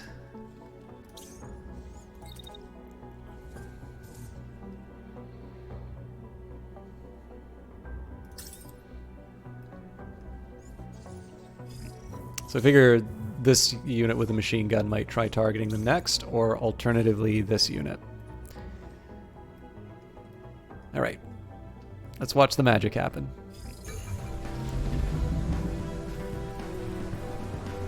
This is probably going to be the interesting one first. Oh, that's no good.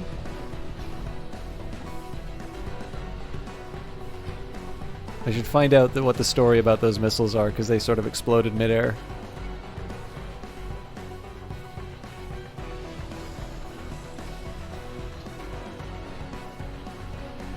Yeah, I get it, Ed Baver.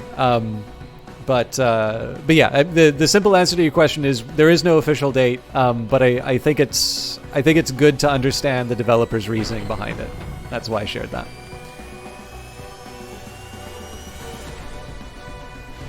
Okay, we did get the lower body. They're not taken out, but that's a good place to be. So I do want to see whether or not any of the heavy fire. Okay, so this does act as proper cover. So I've actually probably signed myself up for a bit of pain with the shield here.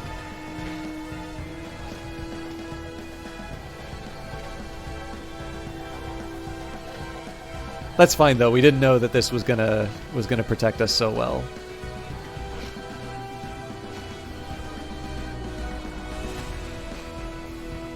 Yeah, so that's all barrier. That'll buff out. I believe we have a sniper shot coming up.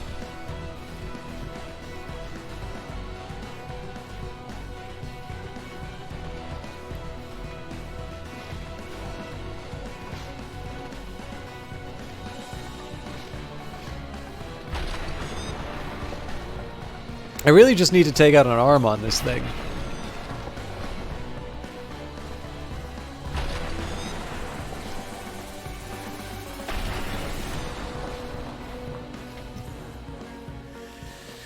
Okay. Notice the music changed, by the way, to enemy units ejected. Okay, they took the bait. So, and they're also slow moving, so this means that I'm going to be able to get my angry stick exactly where they need to be. So, sometimes you run into, like, there's an interesting dilemma that you sometimes run into in a game like this, right? It's like, do I go left or right? So I went right here just because my first priority is to do damage to the back of this unit. But if I have any spare attacks left over, I kind of want to spread things out to this unit. Okay, so it looks like they're going to be behind. Looks like they're going to be behind the cover. That's fine. So we'll stay put.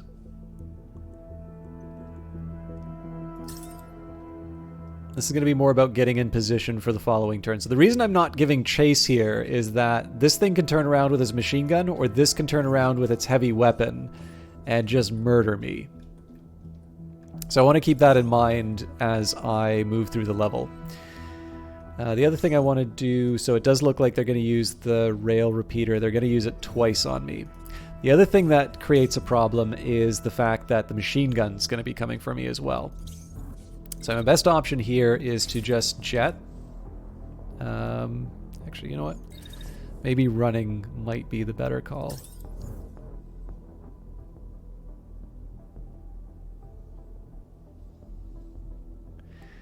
Honestly, I think that's about as good as I can hope for.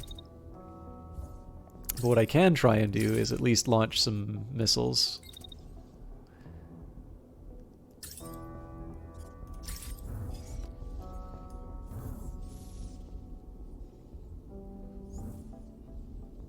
So I should expect to take a bit of damage on this unit, but not enough to cause problems. Okay, and because everybody's ignoring the machine gunner. So while I'm not crazy about the fact that this... I wonder if I can tighten this up a little bit.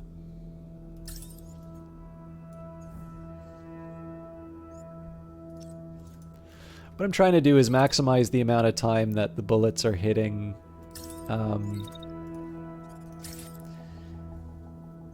Yeah, so that doesn't work because I'm on the wrong side of the building. So it does bleed over into the other turn, but the idea here is I basically wanted to make sure that there's bullets that are already on the way when it's got its body turned and is shooting at the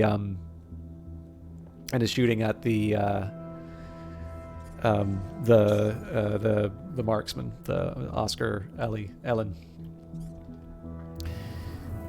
Okay, I think this one we can do at full speed.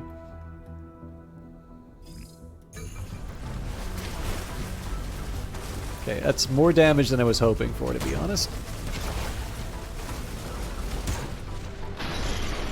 Okay, good. That's another piece off the board. And man, looks like those cluster missiles are terrible at aiming. So yeah, this was quite a bit more damage than I was anticipating. So, okay, all the love for the Sleipnir now. I think what we're going to do is we're going to start moving the angry stick to the evac point. This is a reasonably dangerous move. Just because I'm sort of out in the middle of the field. So I wonder if I can... Like, I don't want to get caught in the crossfire, but I do want to try and close as much distance as possible.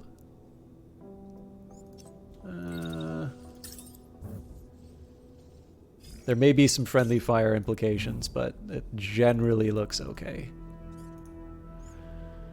Okay, so, Oscar. Lots of heavy weapons fire on Oscar for the entire turn, so...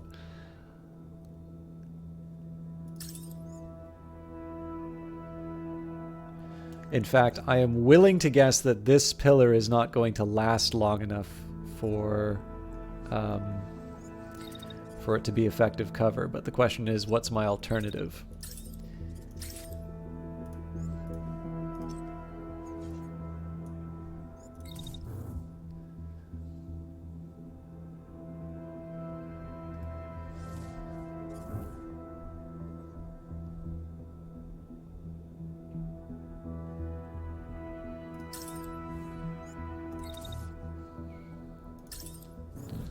Yeah, so I think we just hope for the best. Now, as far as the Sleipnir is concerned, they just need to do what they always do, which is as soon as danger shows up, they run to the entirely different part of the map.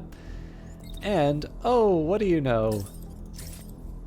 There's an enemy who's turned their back. So, like, this is, at this point, this is just the routine as far as the Sleipnir is concerned.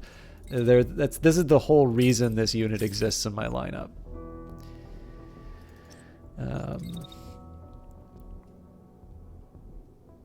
And for lack of a better option, I am just going to get some cheeky final shots on the... I mean, again, if we can take out that center torso, that's just another piece off the board. So now, what's happening here?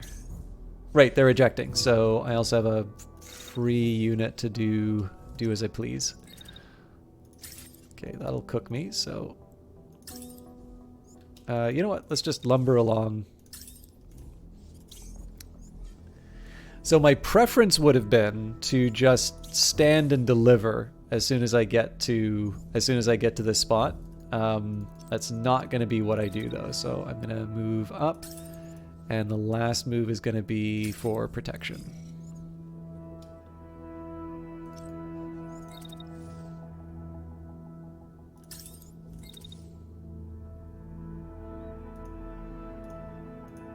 No, game doesn't want me to do that. Okay.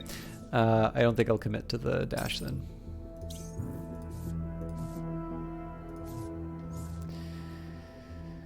All right, let's watch the magic happen.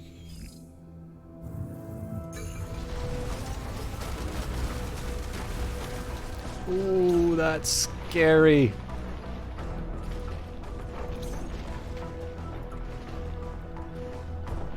I'm pretty sure Oscar is gonna get concussed. Unless a miracle happens with the Sleipnir.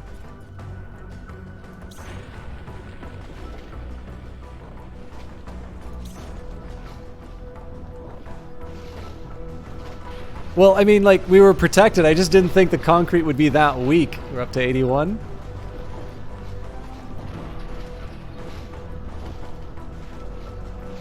$87. Fire should start any second now. 93. Oh, they're done firing. 99! Holy smokes!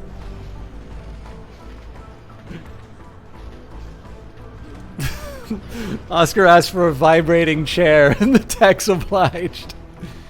What on earth is happening here? This is a terrible hit rate. But we did take out the lower body. Alright. My god. Okay, so we need to make sure that... We need to make sure this mech takes absolutely no damage this turn.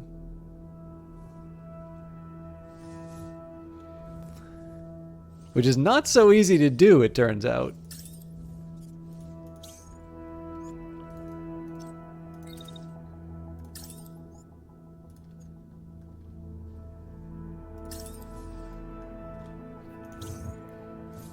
Okay, remember, this thing's still dangerous to us, so honestly, at this point, I think we can just get in position and then let her rip.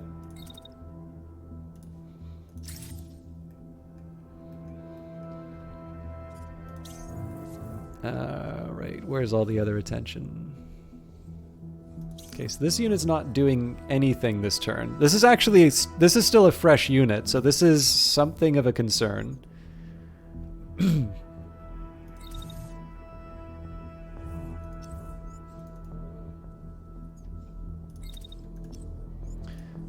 So if I dashed... Okay. What I'm trying to do here is see if I can get in position to do some sniper fire on the...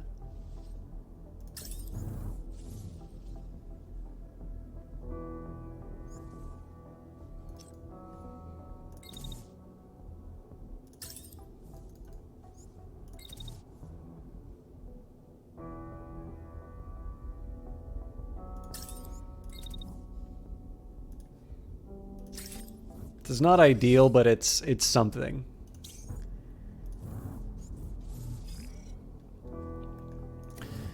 Okay, and then the Sleipnir, I don't think we made a determination about what I wanted to do with them, actually. So I'm going to, let's say that the heavy is not a problem anymore.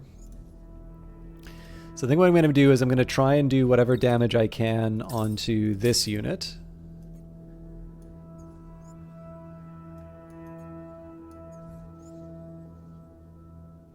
Okay. So if I move up, it's like the tail end of that attack doesn't really do anything, but I think I can live with that because what it does allow me to do, it lets me get that attack on this unit. So again, sort of switching dance partners, trying to minimize the damage that we take, and at this point I don't want to risk this unit. I'm gonna keep my sniper on the field because once the concussion's taken care of, they're actually a pretty useful unit. It's really just a question in terms of whether or not we can avoid the worst of it. Okay, those cluster missiles did well. Great. All right, heavy's down, and looks like the hip shot actually paid off. Okay, so for the first time this mission, we're in a state where we can sort of start imposing our will. So this is a pretty slow-moving unit. I can probably dash it halfway through, but there's not going to be any fire this turn, I don't think. I'll put them up on the hill just to make them think about the direction they're moving. Okay, so Oscar's already recovered some of their stamina loss, or concussion. So that is a machine gun that's pointing at me. So we're going to wait out the last of the sniper shot. And then because it served us so well last time, behind this concrete pillar, no, let's see if there's a better... If I just go out and around, I can. It's a bit of a weak move, though. I think we just trust the two concrete barriers to do their job. And now, what I am curious about is whether or not I actually have line of sight on. I do not. I'm also aiming at the wrong unit.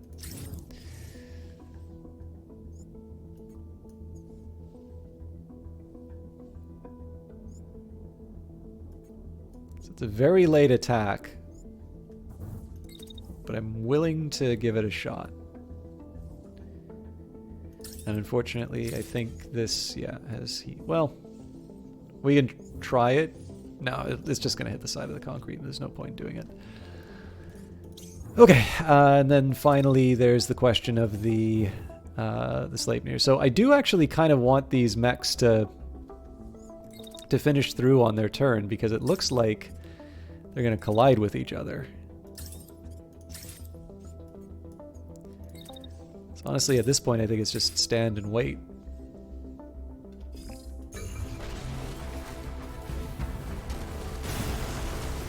Right. So they may still collide, I'm not sure. If they did, you couldn't tell from the animation. So so they're heading straight for the Sleipnir. Now I'm in a little bit of a pickle just because I think I'm going to overheat. Yeah, so if I jet out, but I prefer that to a face full of machine gun. Or do I? I mean, it doesn't take that much longer, and I get to cool down partway through, so...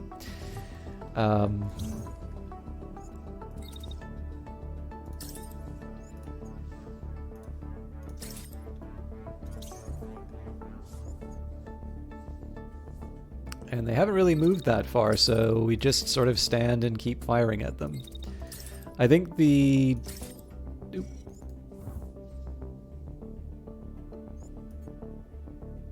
Just try and get that as close to the edge as I can. I think the dream of having a shot, like finish it before the Sleipnir stops taking damage is a bit fanciful, but although there is one small thing I can do. So once it's done attacking, we come out to meet it. There we go. So it's probably going to be like the start of this turn where they open fire on the Sleipnir, but the Sleipnir is closer to cover. So let's see how this turns out. Okay, yeah. Good lord, is there anything left? Alright, so obviously they're going to eject. Yeah, so definitely we're concerning as far as the concussion was concerned, but no harm, no foul. We are ready to call it.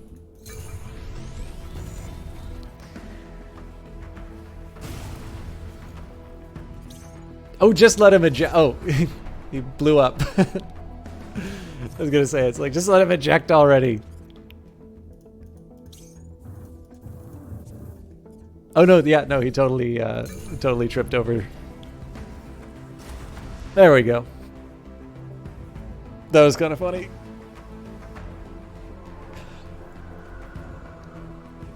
Alright, so 2/3 of the runtime was basically dedicated towards towards that fight, but man, that was a good one. Lots of repairs, but I think with the number of mechs on the field, we should also have some decent scrap.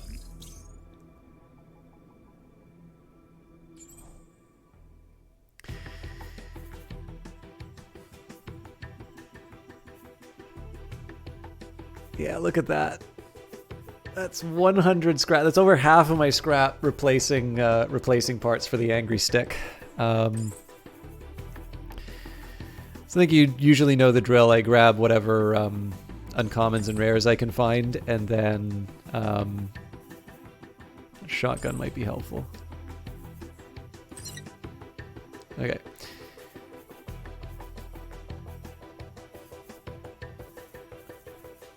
Yeah, there's there's definitely some other stuff that I would kind of like, but it's non-negotiable so far as the parts for the gavel are concerned. So the question is, you know, Blackbird lower, Nox light. I'm probably going to use the light arms more than the lower, but the Blackbird is a very attractive looking mech, and frankly, Fashion Brigade is a thing. So yeah, I'm gonna stick with what I was given. So I think we need to stay put for salvage. Nope, looks like we don't. So this is going to be something that's coming after us. I'm going to go back to stealth just so that we can move towards the revealed location, and then once we're out of once we're out of view for the bad guys, we can consider sort of the repairs and whatnot. Oh.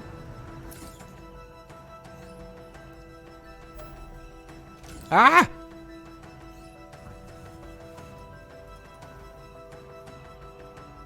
Okay. Just gonna run away like this. Okay. Oh, there we go. Okay. What are you doing? One of your pilots calls out to you from in front of the mobile base. When you join them, they point at a structure in the distance. See that, they say? It's not on our map. I wonder what it could be. One of your pilots comes over to show you where the new location is on the map. It could be armed to the teeth with guards, or it might be abandoned. Might be worth a risk, your pilot says. Could have something useful. What do you think, boss? Should we investigate? Okay, more than one revealed location. I just gotta get out of the range of this this threat. I don't mind going back to cruising speed, but I do want to... Alright, elite patrol, and yes, we gave him the slip. What do you... Stop! Oh my god, why? Oh, is it because we're in the crater? There's really only one way out of that crater? Ugh. Oh yeah, no, that makes sense. Oh, actually, this is kind of cool if you think about it, right? Because like right now, there's a patrol looking for me. They've are kind of our we're kind of stuck in on the edge. Okay, let's see if we can pull this off. Battery's charging. Mechs are already repaired.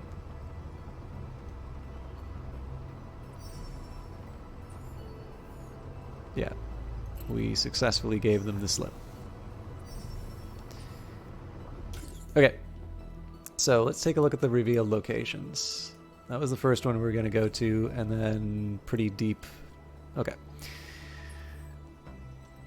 I mean, my original plan was going to be to try and take that out, this outpost here again. I guess the Spec Ops base is a little bit closer on my way.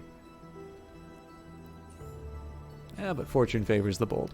Okay, tell you what. I am gonna take a. I'm actually gonna take a minute for a quick break here because I've got some tea that I really like. And I know this sounds silly, but I'm very close to closing my rings today, and it's been a little while since I've done that.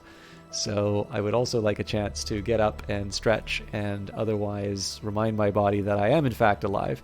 So I'm going to play ads for a little bit. If you do not have an ad blocker or you are not subscribed to the channel, I know a lot of you got gifted some, so I feel a little more comfortable doing that now that I know the majority of people are not experiencing them.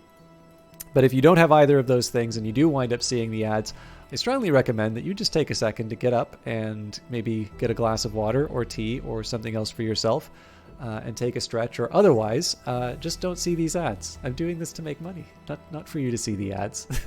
But yeah, I'll be back. I'm actually doing this because I do need a little bit of a stretch. But I will be back within, let's say, 2 or 3 minutes at the most. But whatever you do, don't see what the advertisers show you. Buy brace yourself stuff, not advertiser stuff. Anyways, I'll see you all in a minute or two.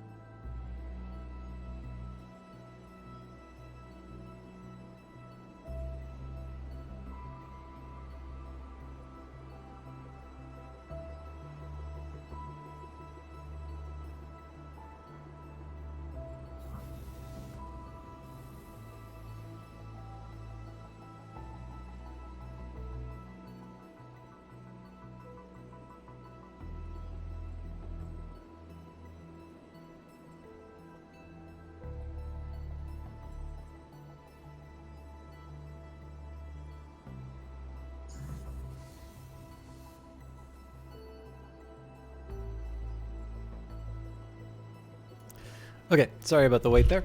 I'm drinking my compromise tea for Olaf, so this is the espresso yourself one, which has got the coffee beans in it.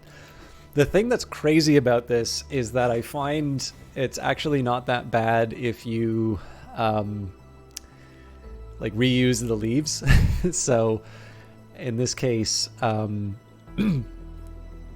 like I made a cup, but then I tend to just be able to pour the water in. It's obviously not as strong, but like it's flavorful enough that I can like pound back like 3 or 4 cups of this. So I completely forgot to get rid of my text. So yes, this is the way that I can sort of have coffee on. Yeah, it's actually I'll get the package.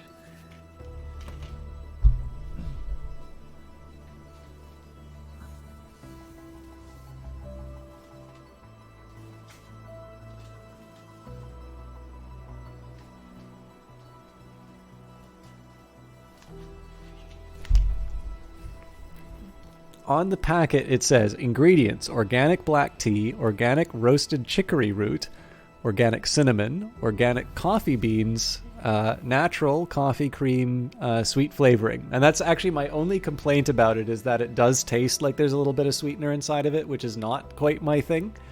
But it's nice.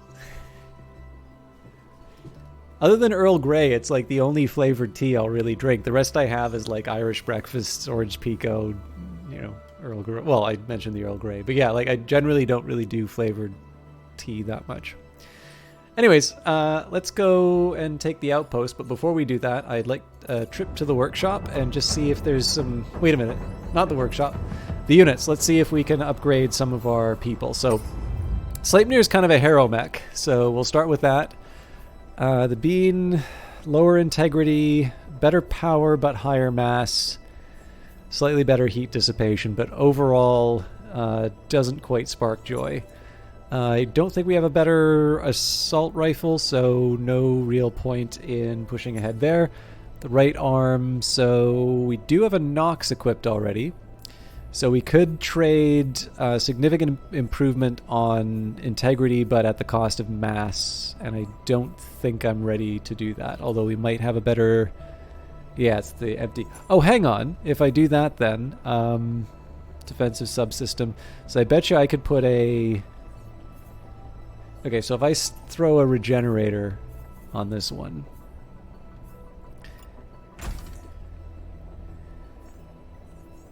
Now, how do they look? Yeah, they're the same. All right.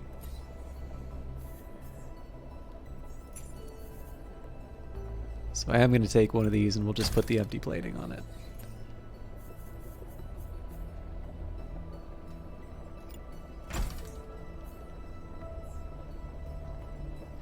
It's not a bad one, to be honest, Ed Baver. I mean, again, like, I'm probably not the best tea connoisseur for this. My tastes really are, like, for just, you know, straight, a straight, like Earl Grey. I'm happy.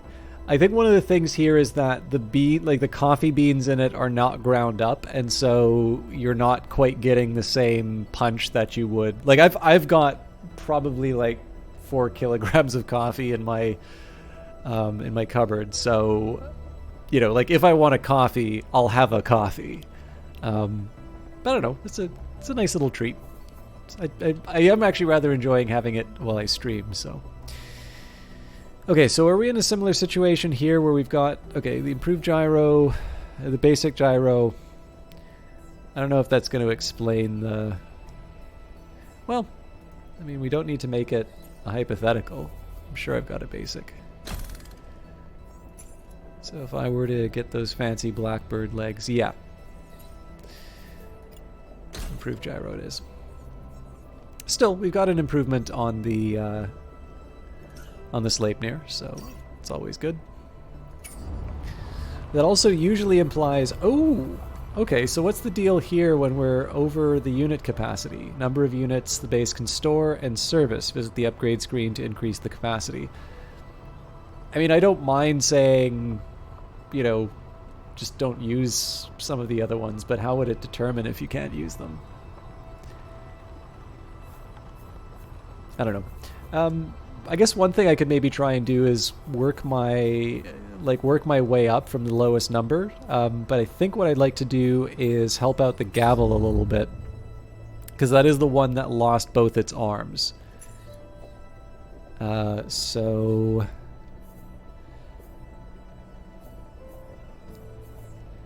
I'm not too hopeful for improvements, but we did just free up a right arm.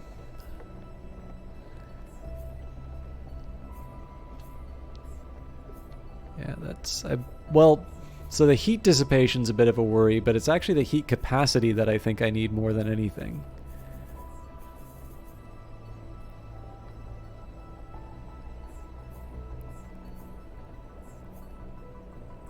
So I'm gonna risk it here. I actually think I'm even gonna keep the yellow arm. That looks kind of fashionable.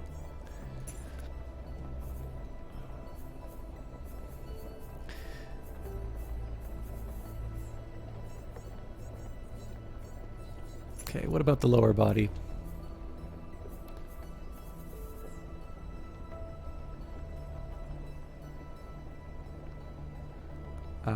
Aha. So pretty much anything I throw on this thing's going to have a lower heat dissipation. But again, the dissipation may not be the really critical factor. It may in fact be the... actually, these arrow legs are kind of interesting. So I can get a 590 on these. Wait a minute. So I'm at 2131 with the reactor. I get the same with the gyro.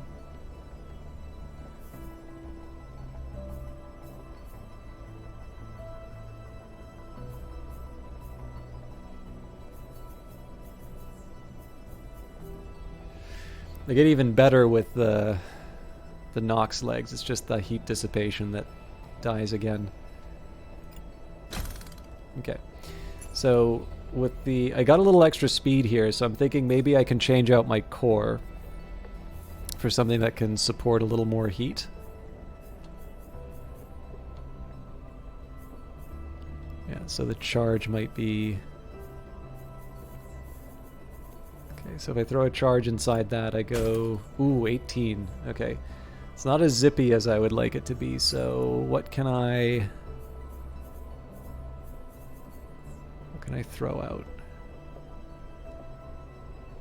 A passive heatsink, huh? So I'm already throwing quite a bit into...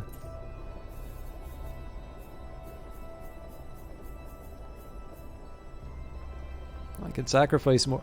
Oh, that's an interesting question. Okay, so what if I go back to the... Was it the heat core that I had on that?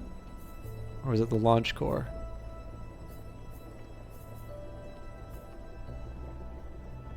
I genuinely don't remember what core I had on it.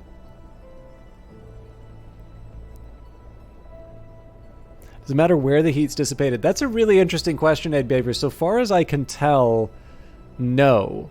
But I believe in tabletop Battletech there was a rule that, like, if you had a bunch of heat sinks in your legs and you were in water, I believe it was more effective.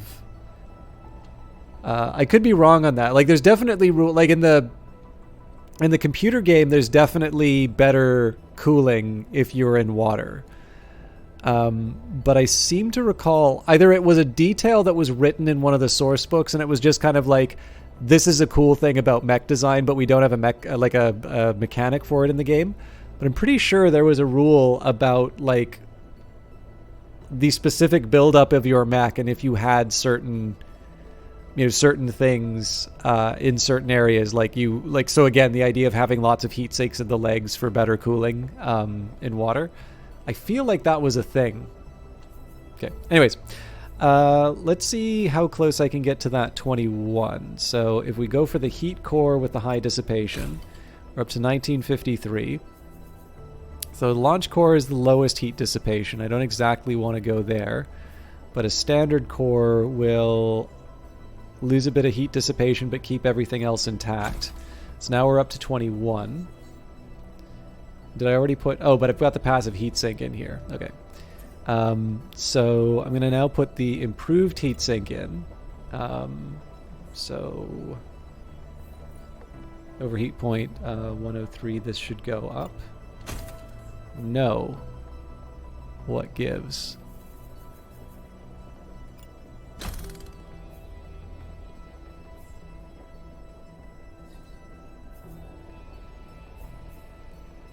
Oh no, it's heat dissipation that grants. Okay. It's the capacitor that I need. Cool. That took a lot more thought than it probably needed. So actually, Ed Baver, I don't think you were here when I was reading the patch notes, but they've made it so that if it's raining, your heat dissipation gets better. I think that's a really neat idea. The other thing that I want to keep in mind about here is that so far I've always taken the thrusters for granted, and I think it's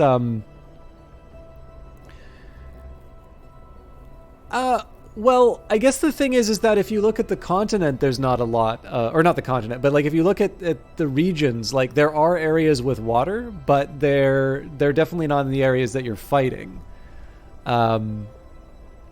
So I don't find it as odd. Because, like, I don't know, the mining site, like, I guess there's, like, a tailings pond or something like that, but, you know, it's, it didn't, I guess I wouldn't have considered it odd, save for the fact that someone in chat said it was unusual. Okay, so one of the things I want to think about here is the thrusters that I have.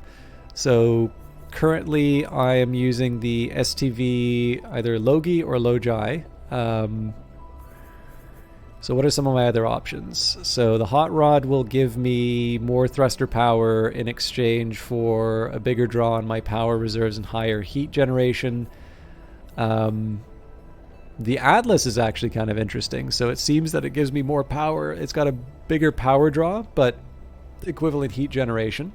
So basically, I'm sacrificing the running mobility in exchange for a longer range. I think this can be read as like longer range on my attacks.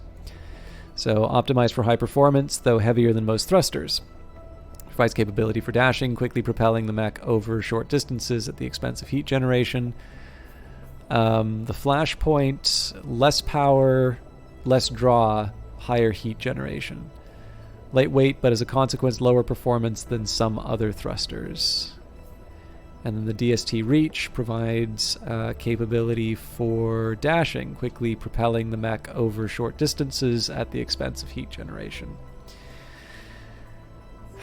So, I mean, the thing is that if my overheat point's 113, I should actually be able to afford something like this. But let's see how this configuration works for now, and then I can roll back to, like, if I'm feeling kind of bold, I can move back, or I can try something a little more aggressive with that unit. Okay, Stalwart's already kind of well kitted out, so I might save that one for the end. The longbow and the linebacker are two of the weaker ones right now, so again, I'm assuming the bean's not going to mean that much, but this Nox body's tempting though. So 1667. Okay, so some of that's coming from the capacitor though.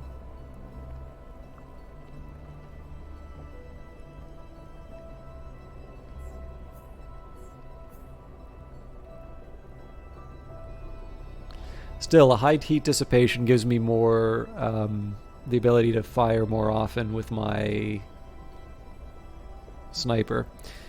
So let's throw this Nox body on.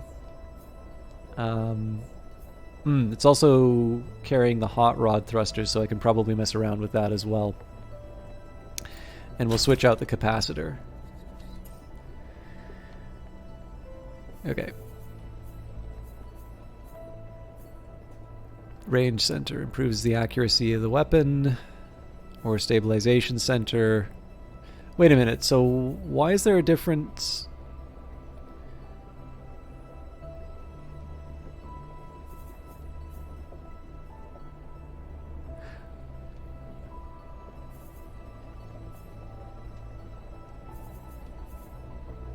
I don't think this tooltip is correct. There will be pilot progression, but at the moment, no, there is not a pilot progression system implemented in the game yet. But I'm pretty sure we saw that in the roadmap. I don't know if I can access it from here.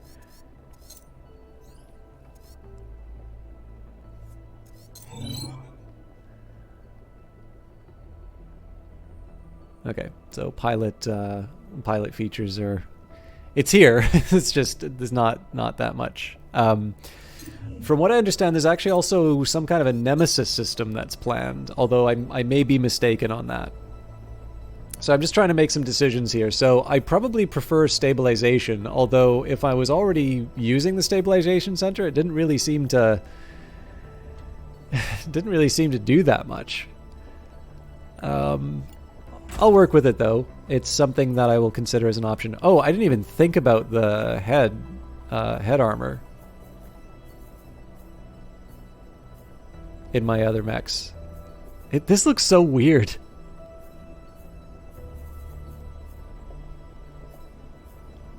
Okay. Yeah, I've really been neglecting the customization. So currently I'm running the hot rod. I think if I go for the low guy, I can... Yes.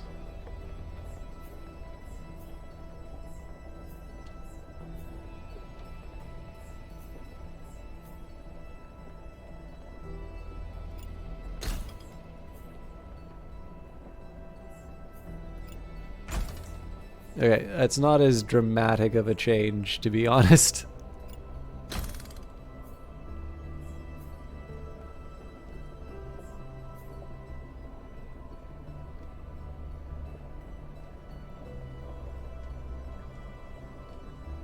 Yeah, well, we'll see, Ed Baver. I mean, I think I just kind of heard it mentioned on the Discord. I don't want to create anticipation for features that aren't actually coming in.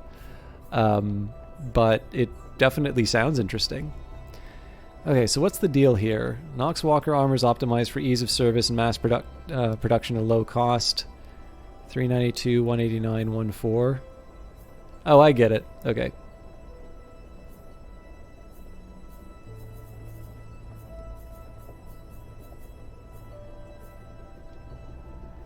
So this head's slightly better for heat dissipation, lower integrity, and higher mass, though.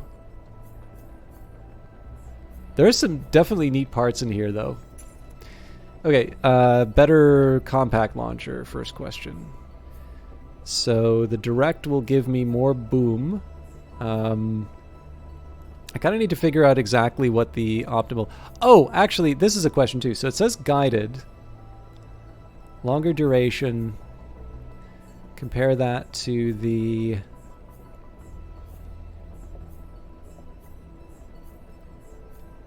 No. Kind of prefer this one. Like, even though it has a little bit less on concussive damage.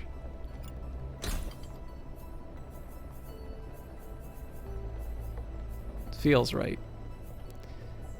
Okay, right slot. I suspect we don't have a better marksman rifle, but let's confirm that.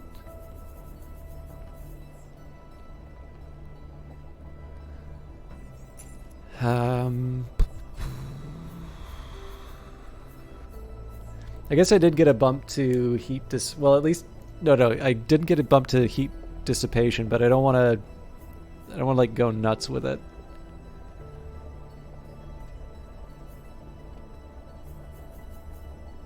So like this Nox arm is kind of tempting.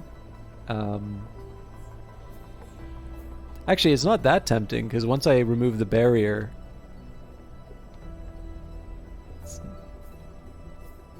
I'm sure that's going to be useful to someone, just not this unit.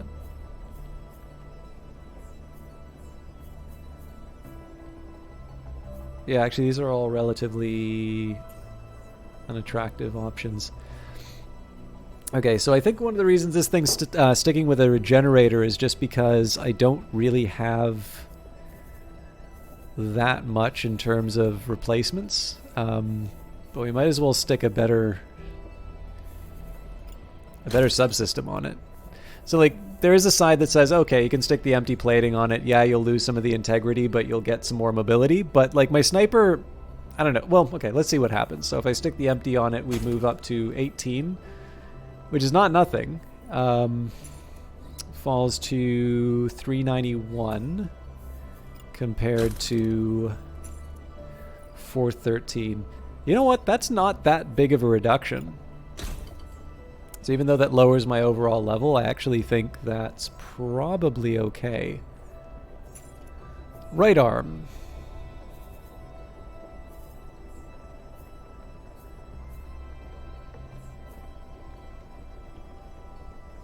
Well, yeah, I guess the question now is, do I want the comparable arm, the one that I just replaced?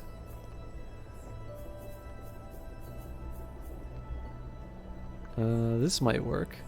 So 423, 211 would give me 634. This gives me 649. Better mass, lower heat dissipation. I don't hate it, but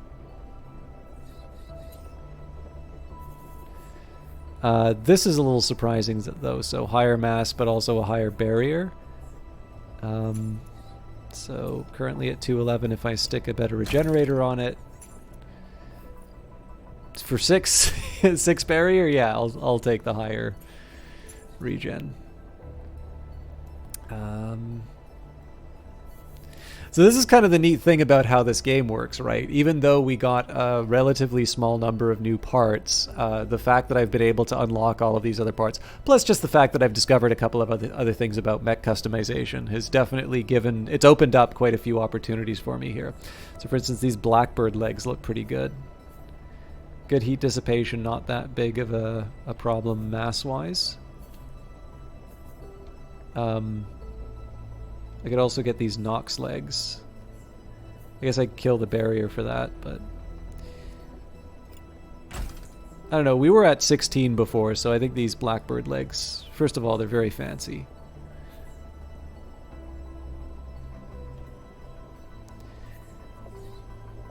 And I think hydraulics are the best that I can... Oh no, this is a gyro. Yeah, I'm going to stick with that. How does that missile launcher work? It sort of looks like it shoots missiles straight into the ground. Oh, so this is something, it's like so yes, right now the way that it's set up, it would fire missiles into the ground, but it's something, I don't know if I can get a better angle. Yeah, so there's a grip, so you don't, like, it's not the sort of thing that, like, it's not an Atlas. Well, I mean, I like Atlases, but like, if you think of BattleTech, like, they are things that you'll like launch the missiles out of. It's kind of like you've got it built into you. Here you can think of the missiles as more like something that you will unholster and point and fire, which I realize is not how missiles work, but it's a very fancy game and I would not ask them to do it otherwise. So you know what, there's probably changes that I can do to make the bean body here work, but I don't 100% think it's worth the effort. So we're going to say that's it for my, for the longbow. We already worked on the gavel. So I think I will take care of the lance, the linebacker, the Artemis. Like basically the lance is going to be the last one I look the stalwart's going to be the last one I look at, but these other ones are hopefully going to be a bit shorter. So as always, just a quick check to see. So this upper beam may be a better overall fit.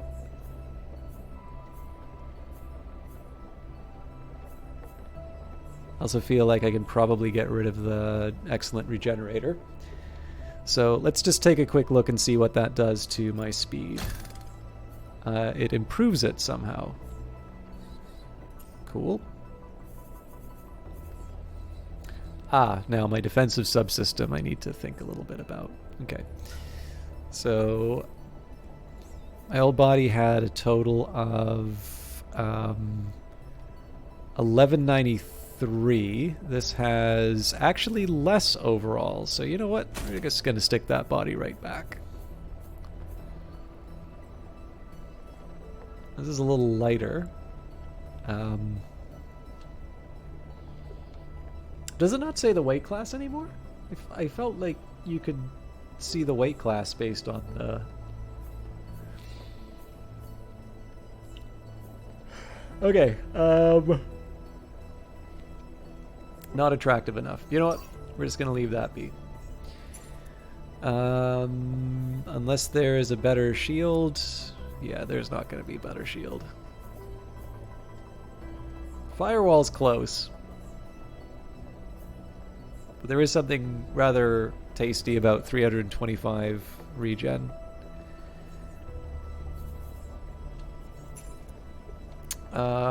Oh, but there was potentially a better shotgun. Nope.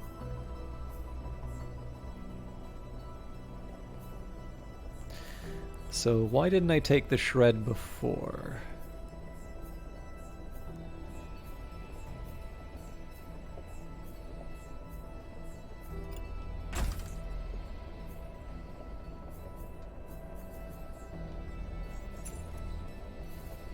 I don't think there's going to be any changes to the arm, but...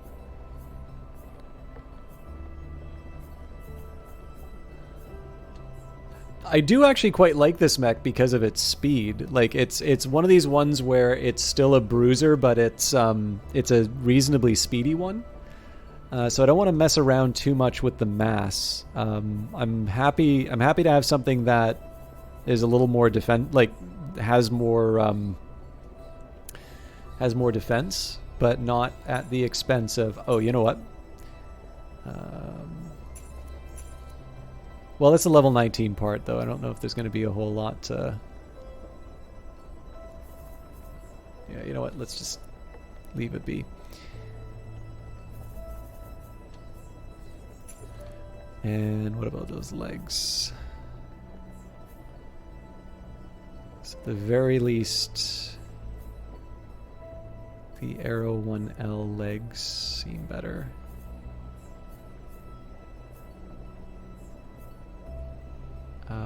These actually seem pretty good as well, except they lose the barrier. Okay, so what if I stick these legs on? I do need to see what weight class.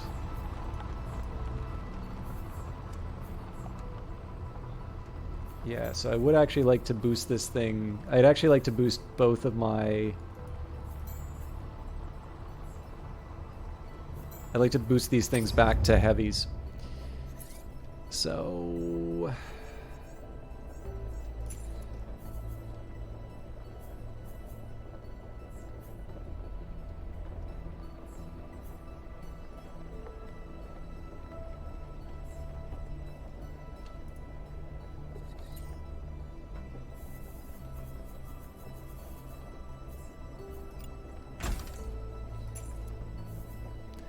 take this Helga, slightly lower barrier,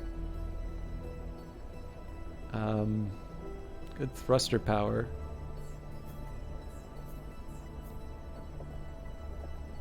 So we're currently at 1994.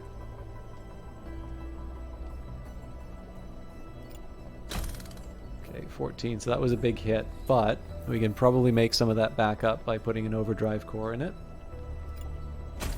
Okay, we're up to 17 now. I don't have a lot of heat, so what's the shotgun gonna do?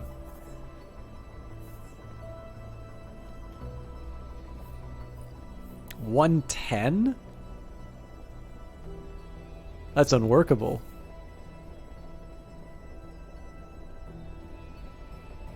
Damn it.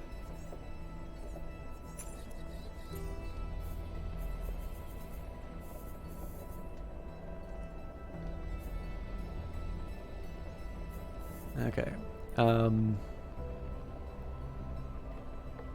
you know what? I actually want to see what this thing looks like in the field. So, first question is...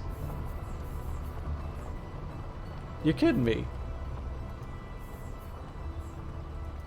Still counts as a... Okay.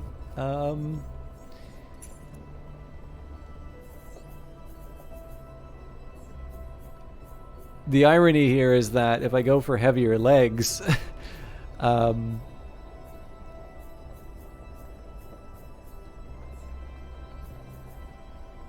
like they're... Oh, actually, that's probably an easy thing I can... No, that's the regenerator. Huh.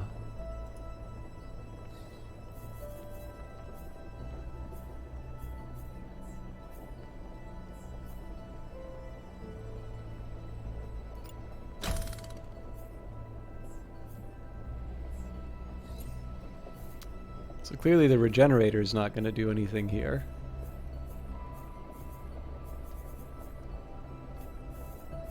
Try maybe composite plating.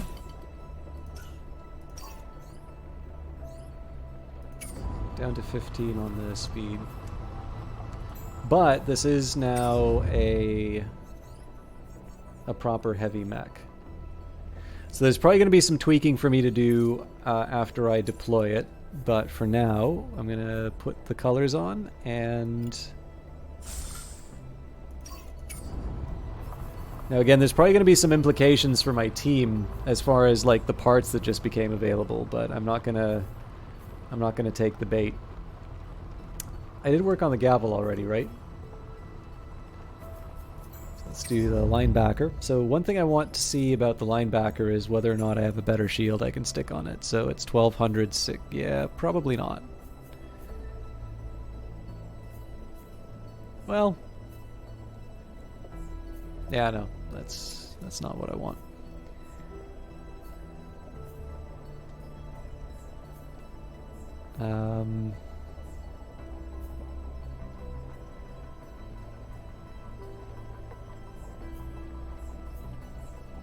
Hard to argue with this body.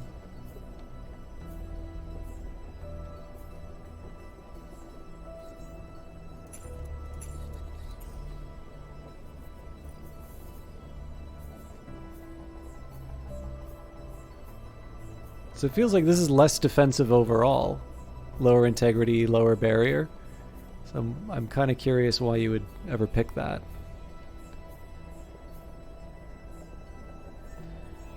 Okay. So right slot, unless we've got another beam weapon. Well, we do. It's an incendiary beam weapon, though. And those haven't quite been... They're not exactly my favorite. I haven't tried them in a while, so I should probably give it another shot. But, oh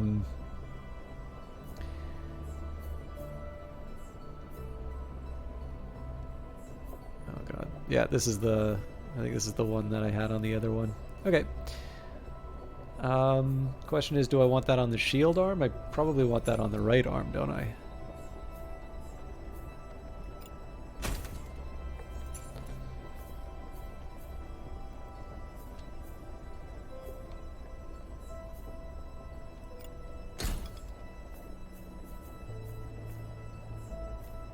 Gonna be a pretty skinny defender, but it works, right?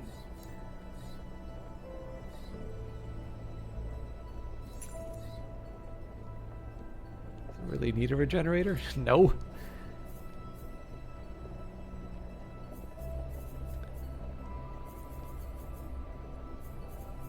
But what else do I put on it? Yeah, my defensive definitely leaves something to be desired. Okay. And then the lower body, that's the one thing I can avoid meddling with. So, we'll just redo the arms, and we should be good to go.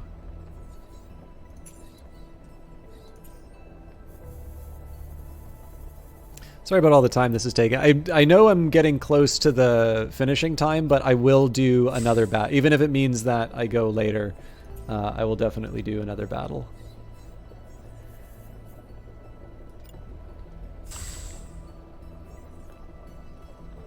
just the style I do for this one. Okay, so I think it's just the Artemis, the Hammer, and the Stalwart, and then we've sort of we've done our duty. Artemis I haven't really used in a while. So this one I'm just going to look for pure upgrades, I think. This left slot is currently using the...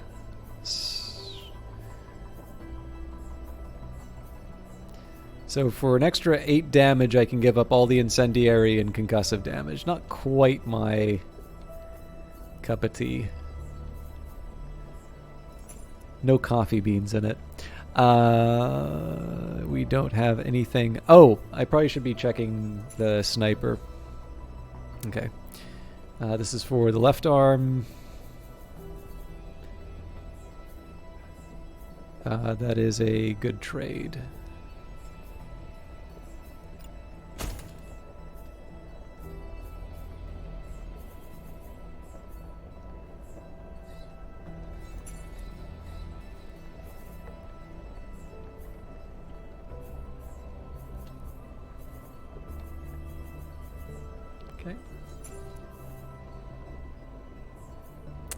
Looks like there's actually a few improvements we've got here.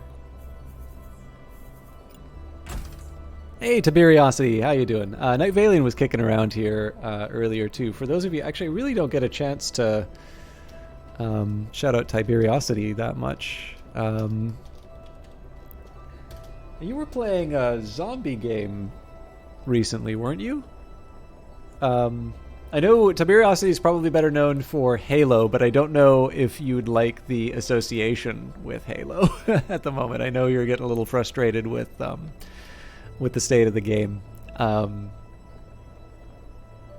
Anyways, Tiberiosity is a streamer, and I actually get a chance to catch him at Night Valians a little bit more. But as I am often reminded, there's a lot of lurkers on this channel, and I appreciate them, although I don't always get the chance to say so to them because of the nature of lurking. So if you happen to be one of those lurkers and I haven't said thank you lately, it's only because I know you exist, but in an abstract way.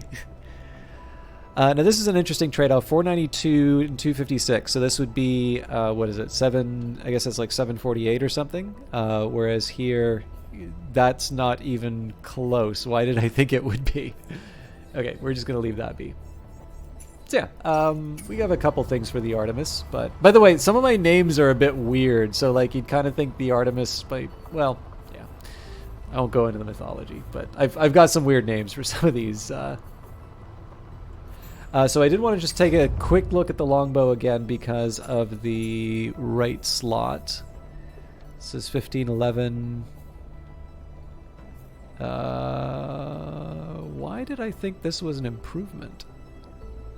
Anyways, no need to go into depth. It clearly doesn't work for me. So the hammer, basically, heat capacity, heat regeneration, mass. These are all the things. Sorry, heat capacity, heat dissipation, mass. And integrity are the things that I want. It looks like somebody like hit... It kind of looks like that you had an arrow and like you hit it over the head with a frying pan and it like the neck never came back.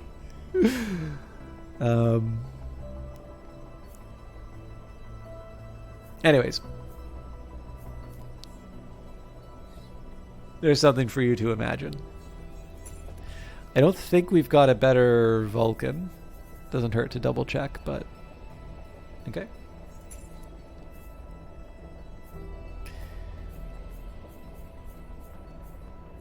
Yeah, so I think I took all the good stuff already. That's fine. This is more of a specialist. Oh.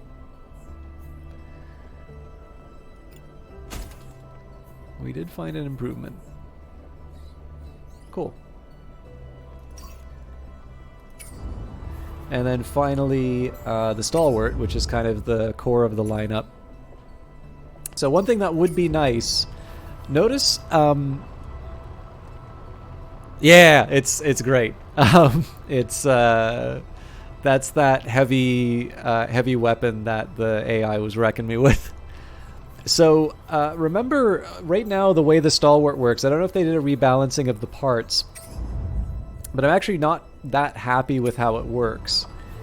Because if you look at it, it's a medium class unit, so it's not quite the bruiser that I want it to be, but it's also quite slow. So like if I compare it to my lance is 15 speed, my stalwart is 13 speed, and it's not getting its oomph. So I do need to mess around with its settings a little bit. One thing I want to do is boost its weight, but I also kind of want to do that in conjunction with a decent power increase. So I think all of these are viable candidates, right? We've got 751, 409, it's an 1104, so I think any of these will work. This bean is tempting, but I'm a little worried about the fact that it's a medium. So if I throw this on, we're at 1391. Yeah, so we're already up to 16. And that was actually enough to make it a heavy. Okay, so with that in mind, is there an alternative spec that I'd prefer?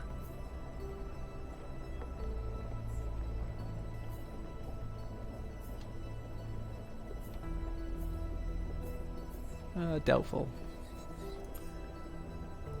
Got the sidestep, optimized for successive short maneuvers, but suboptimal for long range traversal. I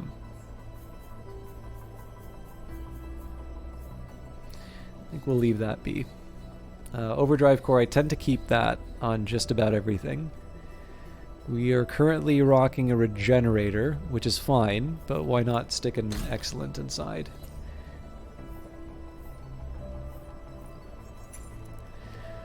Okay, machine gun. Do we have... Sorry, not a machine gun. Big brutal shield. So we're going to keep that. Wait a minute. I have a Svalin, which I didn't put on the linebacker?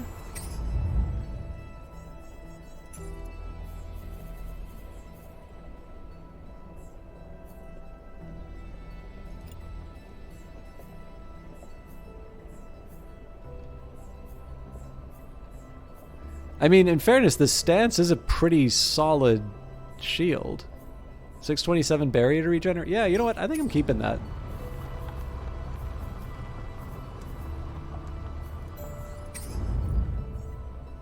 Okay.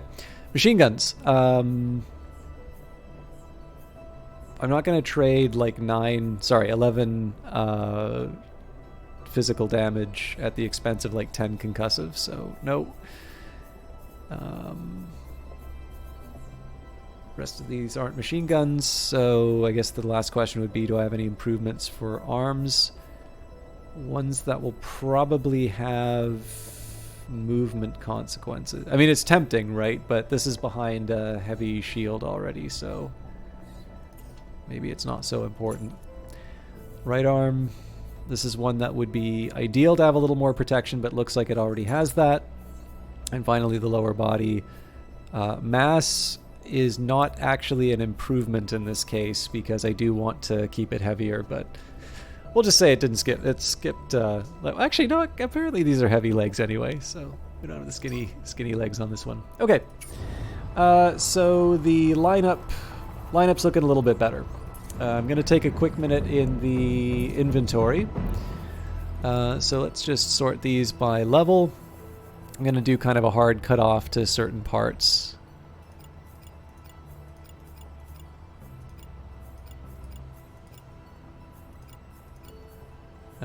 What's my lowest mech level?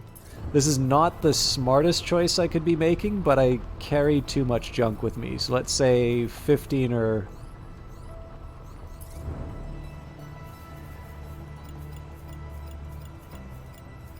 $15 or above is my new standard. Ooh, that's a strict standard. But, I mean, okay, one exception... Well, if I'm going to be making... Fine. If I'm making exceptions for the axe, we'll make it 12.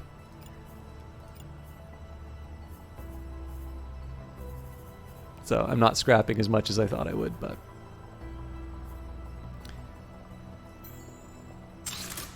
at some point, I also probably want to think about my subsystems as well, because I've got just a bunch of nonsense that's just running around. But, I mean, again, I've spent a lot of time on mech customization.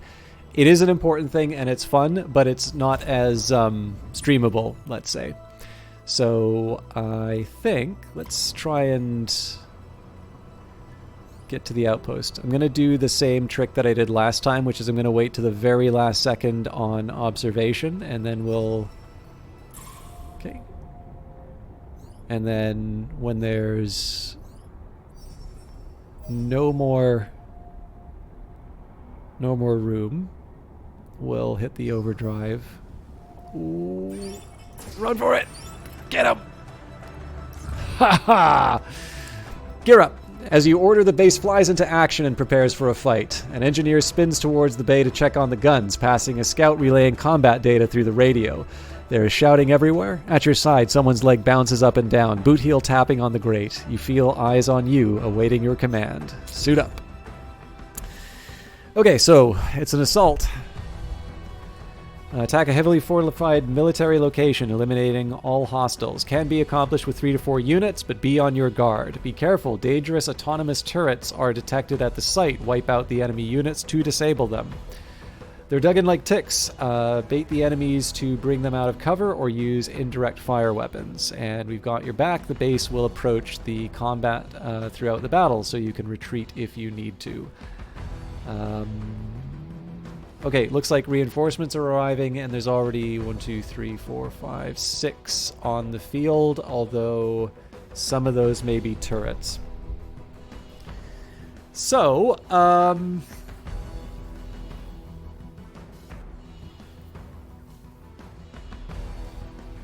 going to do something a little reckless.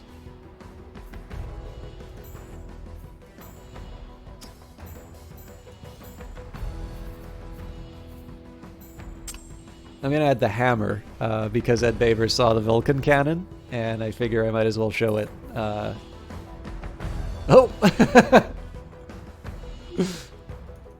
The Sleipnir is so fast that... Oh, actually, it's all of them that are missing a few parts. All right, well.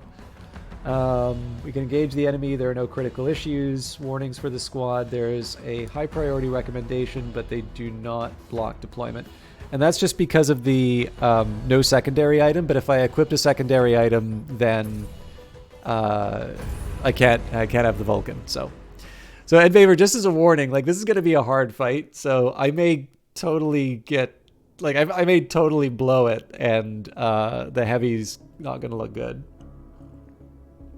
Oh, I remember this song. This is a good one.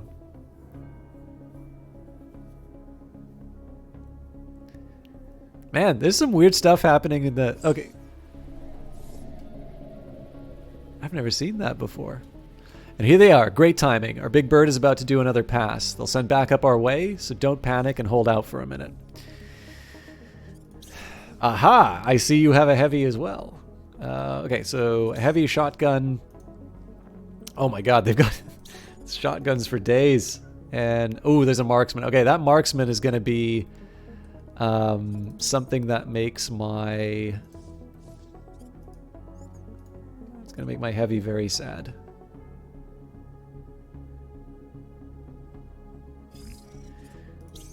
Okay. Got a couple positioning things to do first. Might as well get on the hill. Okay, so I'm protected by the building. This is good because the marksman rifle is a serious problem. But of course, once you move on the hill, you basically just get to pick who you... Okay. Oh, did I do this wrong? Yeah, no. Wrong map.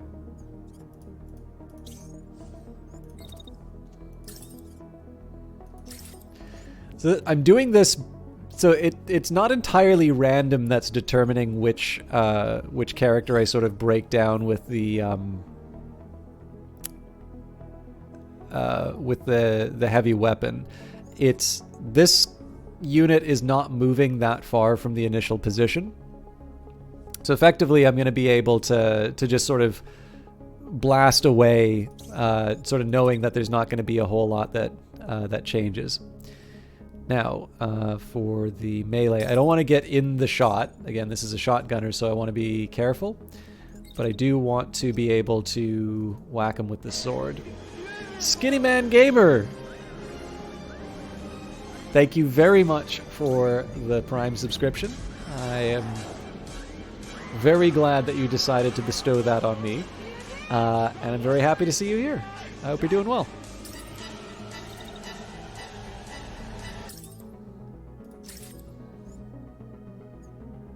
Okay, so you can sort of see the strategy here, right? As so the best would be if I can actually, you know what? Let's try and be mean. Okay, no luck. I'm just trying to set this up so that the various threats to me are getting hit into walls. Now, obviously, the ideal would be to the ideal would be a situation where I can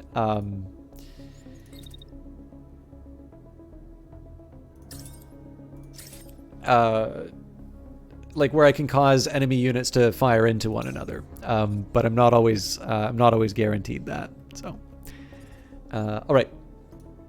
So I'm gonna have to move. There's 2 units I definitely have to move, and it's actually probably high time I do that. So if I just get my, all right, this is gonna cause a problem actually. So if I just try to jump, can I avoid the collision? Yeah, it's a bit of a waste, but it works. And we get a nice little crossfire happening here. I mean, it's not a perfect crossfire, but we do get to deliver all sorts of pain.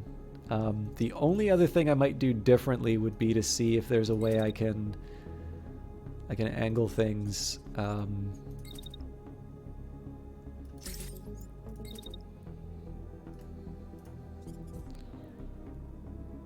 I do something like that.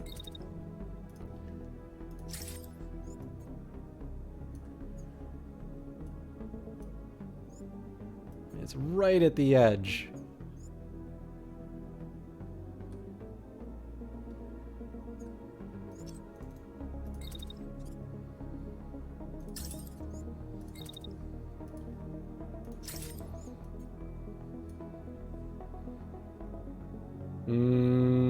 That sounds like a good recipe for getting hit with my own guy. Gotta remember the overall strategy, so.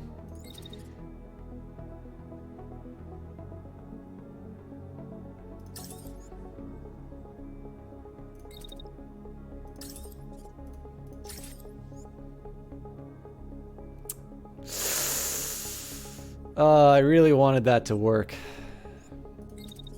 So I guess the question is how close am I willing to get to the friendly fire?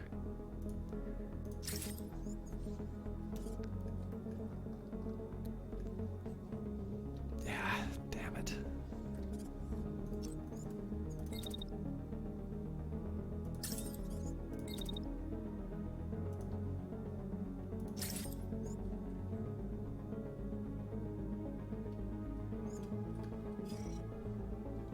Their aim better be on point. Okay, so let's get my melee unit out of here.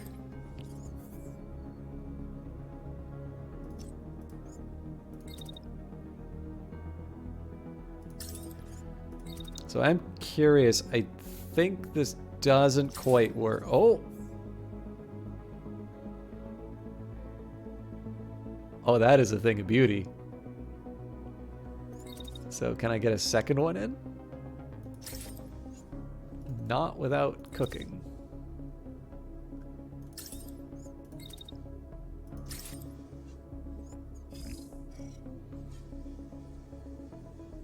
I'm still going for it though. Okay, let me just get a quick read on where the turrets are. So we've got a machine gun turret, and is that it?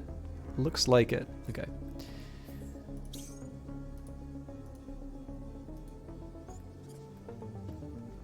So let me also just double check that nobody's colliding. Okay. So obviously this is going to be a slow motion one.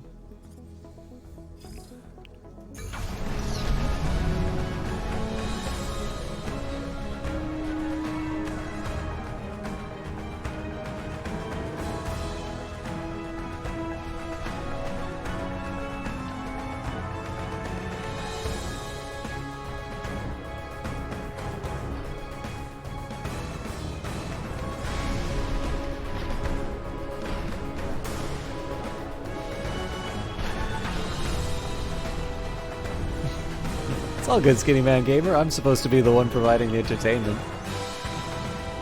Well, Brace Yourself has a big part about it, but I'm doing my best.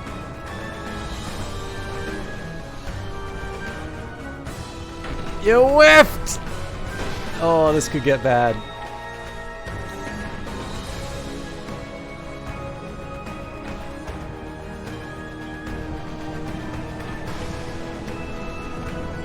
This is almost certainly going to be a collision.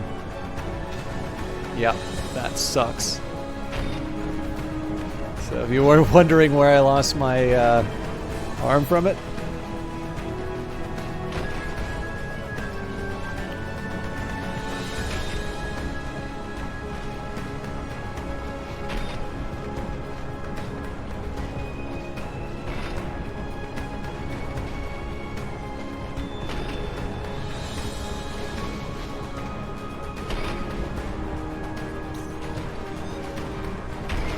this thing is an absolute beast.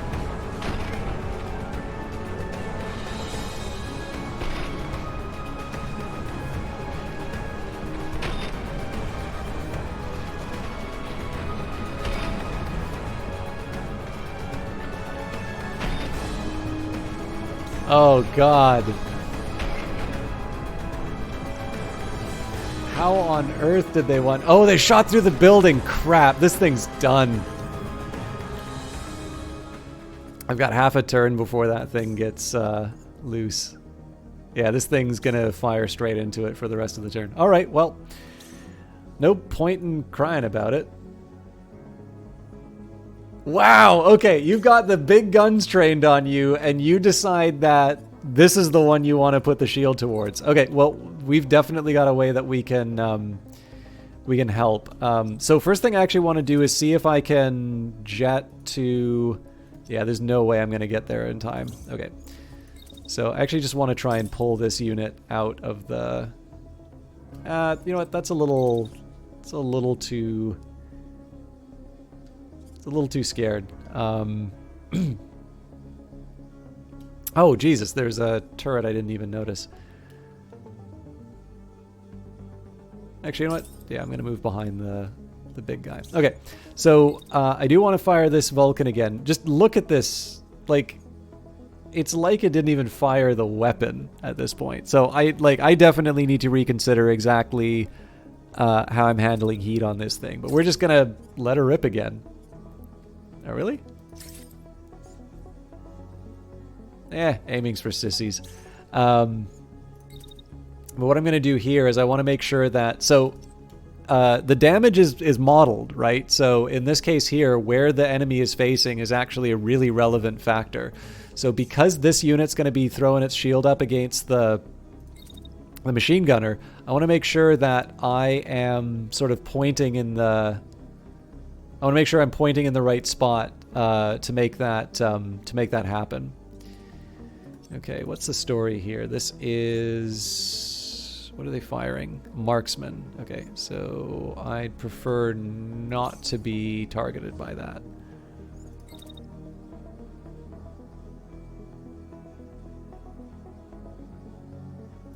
So again, I want to be a little thoughtful about where I put my people. Okay, good. So wait for the enemy heavy to show itself.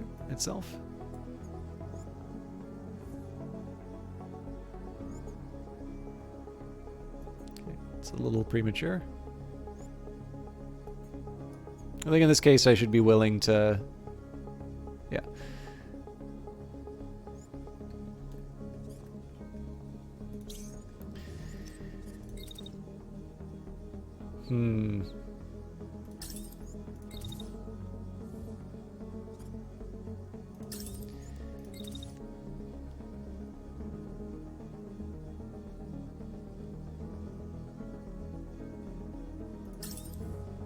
I'm hoping this turns out. I can't treat this like it's out of the fight yet. They took some damage, but they're still capable.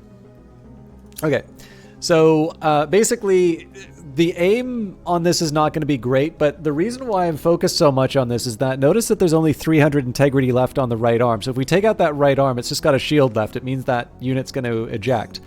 The way that I facilitate that is to make sure that they're aiming their shield at this unit. And so basically they're exposing the vulnerable part to the unit that's blowing them away on the hill. This unit's going to sort of get in the way of the fire a little bit, but it is what it is. Next thing I got to do, so this is just going to suck for the gavel for a bit. I think this is the gavel, this is the hammer. I got to remember what I call my mechs. So assuming that it doesn't get like wiped out, we're gonna get it in position for some melee attacks. So really, the rest of the turn is about figuring out what do I do with the Sleipnir. Sleipnir is going to be targeted by a shotgun twice, once behind the concrete pillar, and then once in the open area like this. And of course, the one thing we know the Sleipnir is good at is running away from threats really effectively. So I do sort of think being able to put the hurt on their heavy is a decent state of affairs.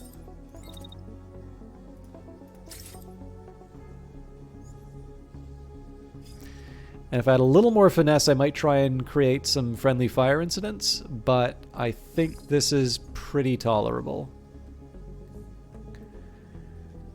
So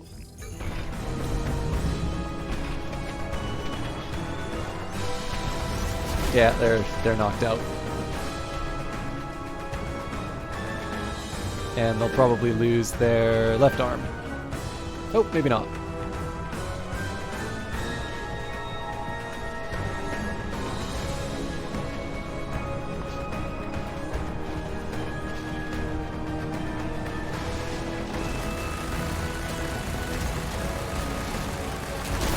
There we go.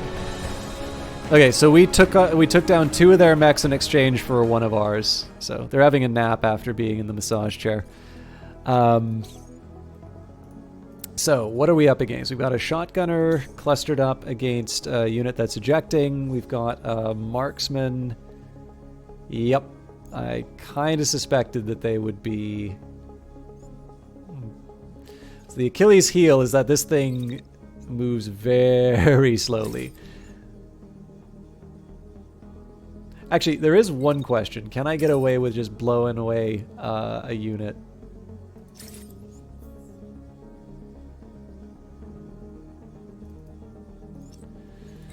Not in a way that makes me feel safe. So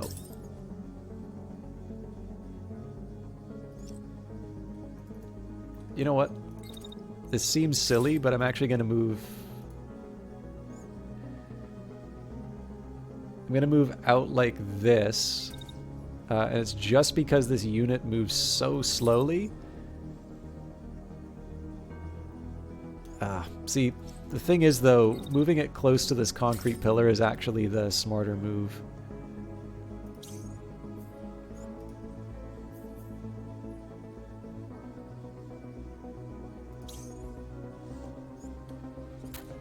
There's got to be a way that I can, like, give this thing some space.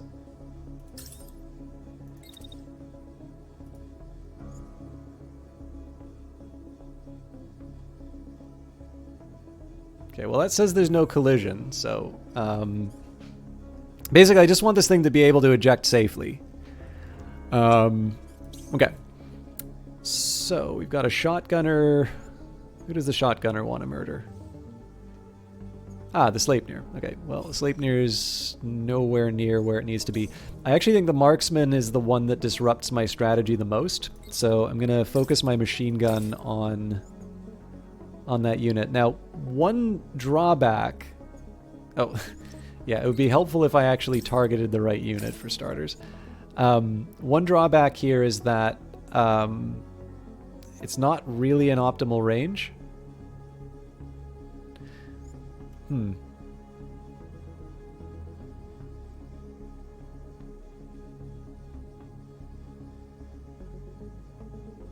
You know what?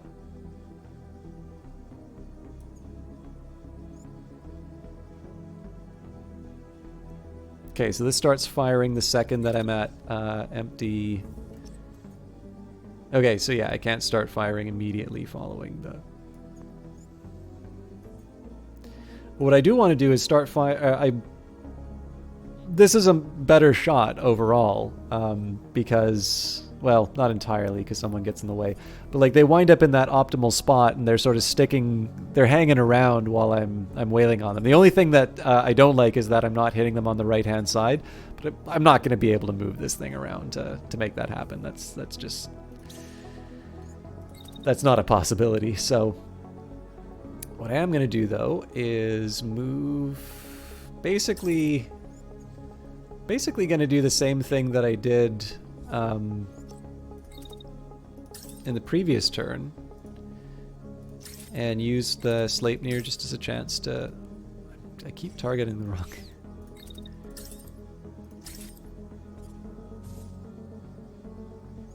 So basically, as soon as the marksman shows up, let her rip with the machine gun.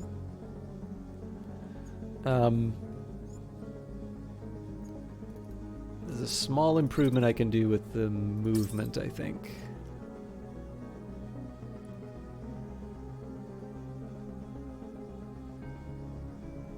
Huh.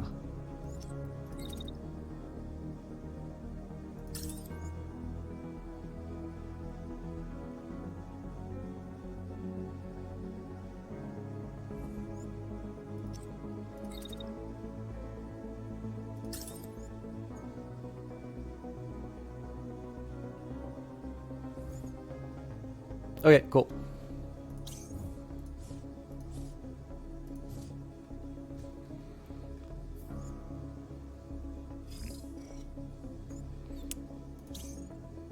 So this attack basically lasts the whole turn, so the heavy's out for the turn. Okay, we're ready to watch the magic.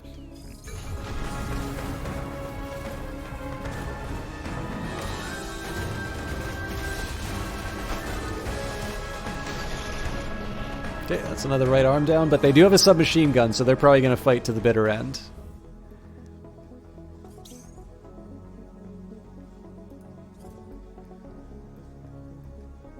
I didn't think this would count as something that I can collide with, but it looks like the game feels differently. So what I'm going to do... This is precautionary in two ways. So one, that shield will hopefully protect me from whatever the game's about to throw at me. But in addition...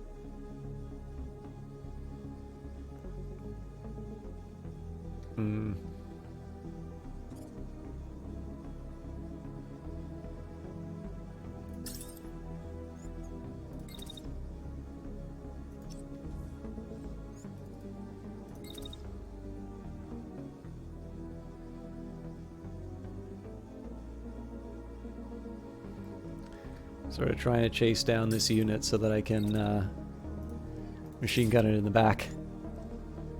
Okay. Let's just make sure that makes sense from a defense point of view. Okay. I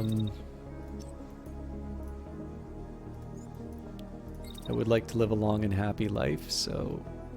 Actually, you know what? There might be a better way for me to approach this.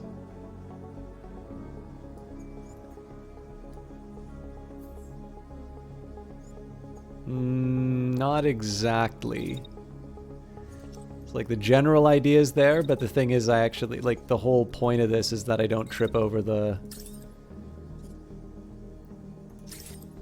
Is that I don't trip over what's left of the mech. So it's a little bit of a waste, but I feel like that's a lot better than just standing put and getting hit by... or staying put and getting hit by the SMG. Now, it's worth remembering this unit's going to be chasing me down with a shotgun. Oh, actually, sorry. This guy's got a score to settle.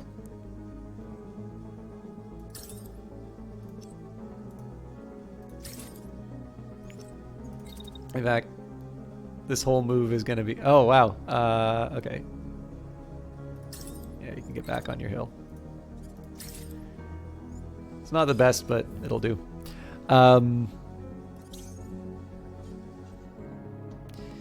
Yeah, so make sure... So this is going to get a little interesting for the Sleipnir, I think. Yeah, so here's how I'm going to handle that. Move forward, then we do a dash. It gets a little toasty where I am, but I'm able to move within the turrets area. You know, actually, it just occurred to me that the way that the turrets work now, I don't feel all that compelled to engage with them. So I think that's an unexpected side effect of the...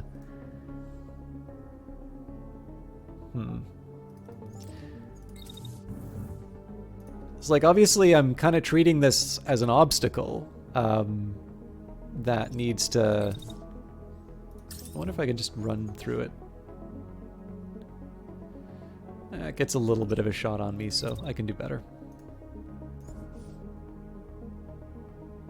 But yeah, so basically, like, certainly it's affecting the way that I move through the level, but in terms of actually fighting these things, I'm not really all that worried. I just sort of know that they're going to be destroyed at the... I know they're going to be destroyed at the end of the match when the mechs are gone.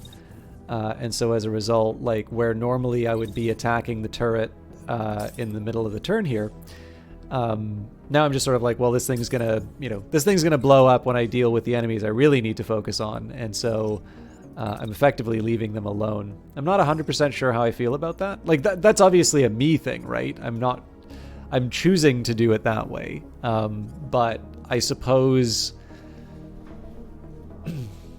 Like, given the fact that attacking generates heat, like, this would be totally fine to actually, for old time's sake, right? No, even then it's out of range, so. Yeah, I don't know. I feel like generating that heat's just going to be something that I'll regret in the next turn, so. So, I mean, I guess the one thing I can say about the turret is that turrets still serve a purpose, right? It's preventing me from being able to, like, really make a move on the... Actually, that may not be true.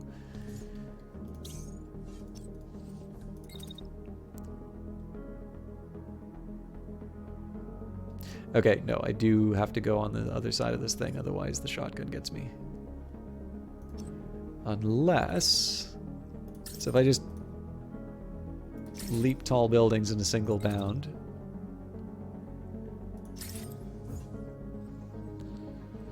I burn up for no reason.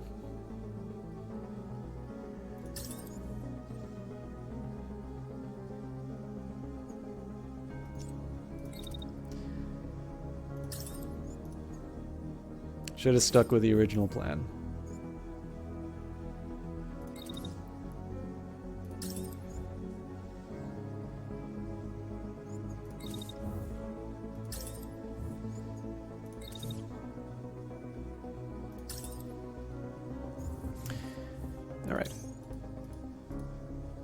And again, I'd prefer to keep sort of fighting away from my ally just because it might damage the mech.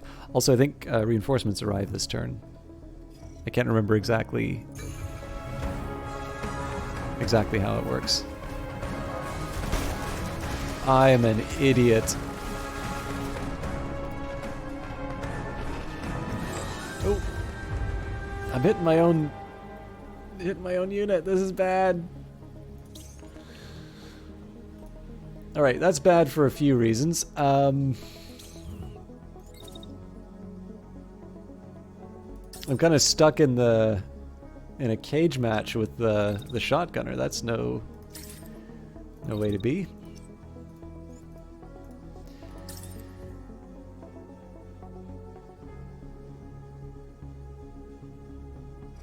To be completely honest, I prefer a couple shots to the back than getting stuck in the same place as a shotgunner. So I'm gonna run through. There's not a lot that I can do with this unit for starters.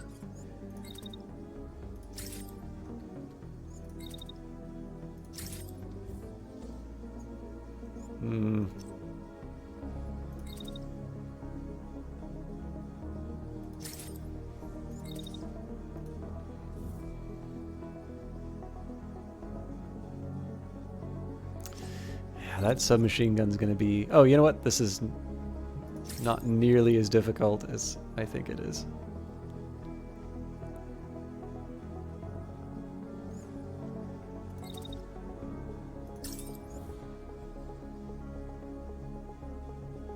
Yeah, so we just play Ring Around the Rosie and I'm fine. Now, how much aid can I give to my ally? It's about the best I can do. It's not great, but perhaps my machine gunner will have more luck. In fact, I think my machine gunner can set up here, and we basically get a full turn firing on the comrade. Alright, I am mildly curious what happens here. I have a feeling I'm going to lose the left arm.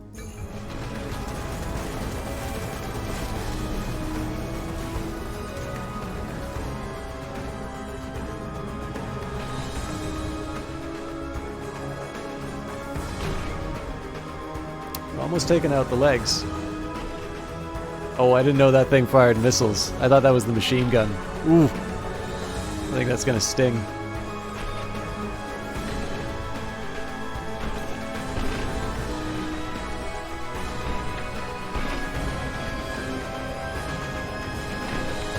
A little bit of blue on blue here, but okay. Lots to worry about, but this is going to be fun. So we've got a shotgunner and a rocketeer. So we need to clear people out of this area immediately. This guy's got the railgun repeater. Now they're not using it right away, so I'm a little lucky there. I'm going to do the same thing I always do with the machine gun, and that's just, you know, go to town on this unit. Now, this unit's almost certainly going to lose its legs, but that won't be sufficient to take it out of the fight. Next up, does anybody hate the... Okay, the only person who hates the heavy is the submachine gunner. So I'm wondering if maybe I can just get away. Oh, nope, that's not true. Okay. I think I know how I'm going to handle this.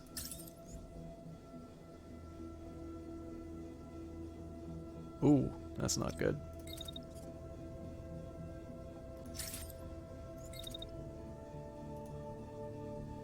So this is going to seem absolutely insane, right? Moving straight into the person who's shooting at you. You gotta be really careful about the angles on this. But I believe if you're at a sufficiently close range with your rockets, basically they don't work.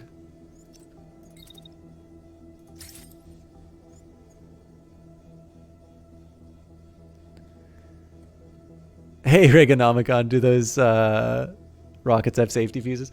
Yeah, so like, I have no idea if this is gonna work.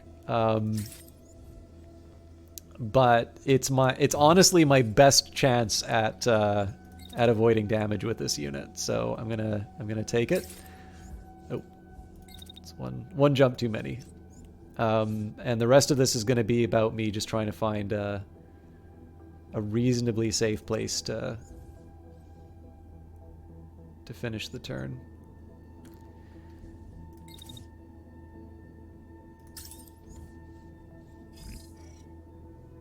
Yeah, so there's a little bit from the submachine gun, but I'm well out of its optimal range, so that gives me a quick lease on life. Actually, I remember when you followed, I thought, oh, that's a really clever name. I can't remember if you came from Kilgore's trout or Kilgore's chat, or if you just happened to be a passerby, but thank you for stopping by. Okay, so firing away in the back of the shotgunner. I don't think there's a lot for me to do there. The Sleipnir is going to be the playmaker. Now, I think the best thing for me to do right now would be to take out anything that's weak.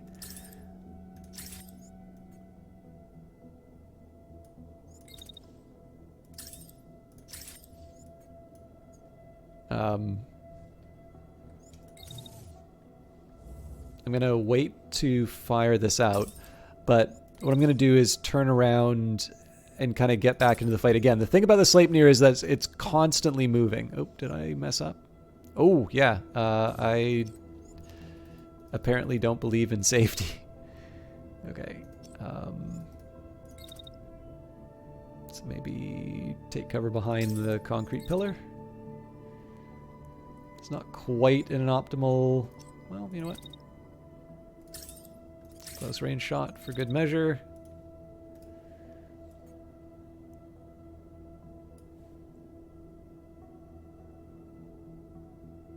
Oh, thank you. Yeah, that was really nice of Brace Yourself to tweet that out. Most of my social media stuff, like I love the way that WordPress does engagement now, because basically on WordPress every once in a while, like there's a name retweeted something that I did, and like every once in a while when that tweet gets discovered, I'll get like a push notification on my phone. It'll be like, hey, people are actually reading your stuff. Is everything okay? So yeah, no, that's cool. I do also play Industries of Titan, but the usual deal here is that I will I'll usually play the game that's got the most recent update.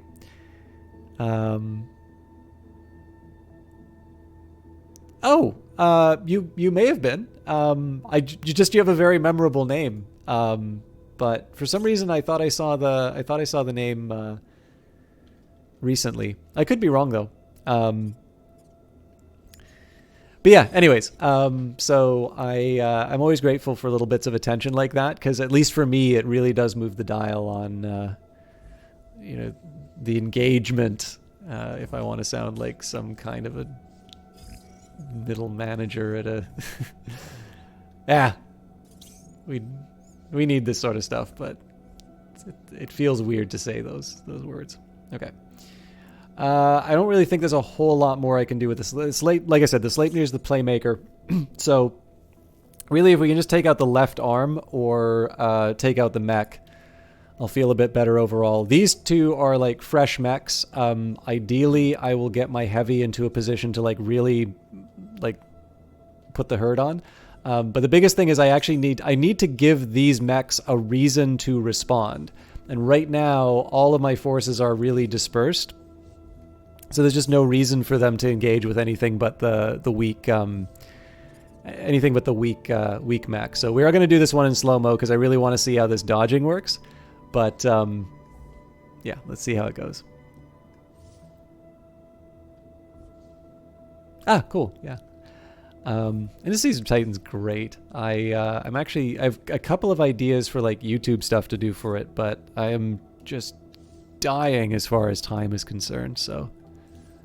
And of course, because Brace Yourself's now working on two really good games, this and Industries of Titan, I really wonder what causes that. It's the grass from another dimension. But yeah, like I definitely struggle to get through all the stuff I want to.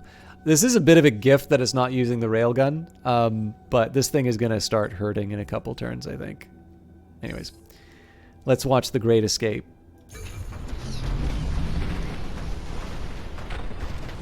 Ooh, and it went for the war drums.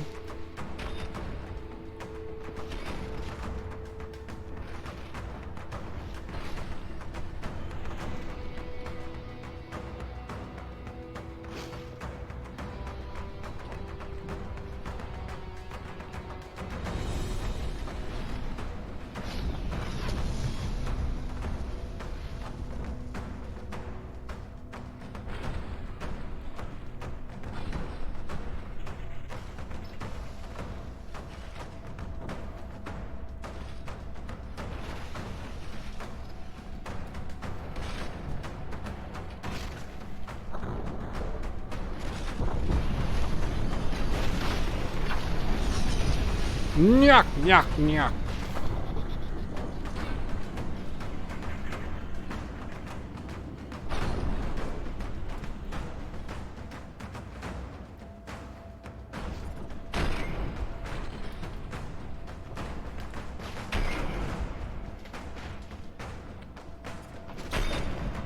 So that thing's crashing. Unfortunately, we don't get to do any damage to it. And we did take out the lower body, so... Good turn overall.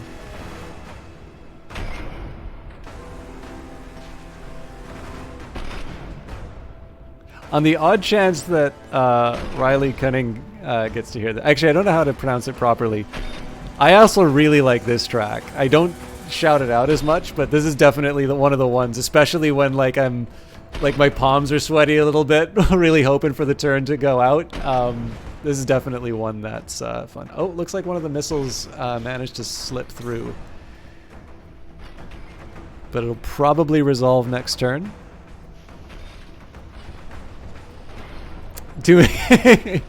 Well, I do know everything's individually modeled, so it is entirely possible that happened. Anyways, I would say that's a pretty good showing for what we were up against. Now we need to turn this into some wins for us. So unfortunately, none of the the Sleipnir's in really hot water. I'm already hot, so I can't dash out of the way.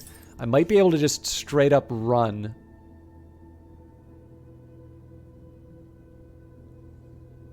Yeah, so then they're gonna fire the shotgun at me, but I'll probably have enough time.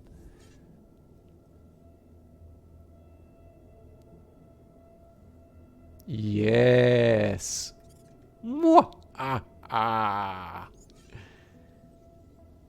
And look who they're ignoring.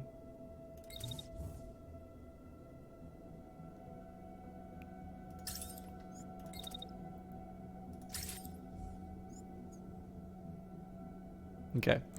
So there's a couple important details about what's happening. This is the one with the shotgun. So it's going to fire into the side of the building and nothing's going to hurt it. I now have the range to be able to deliver some proper hurt on the enemy units. Now my preference is on the railgun repeater, because again, you know, I can run all I want with it. The only thing that's really going to save the Sleipnir is a lot of concrete in between it and just running really, really fast. So I'm going to wind up destroying my own cover doing this, but public enemy number one is the railgun. Okay, next priority. Put as much hurt as I can on the weak shotgunner.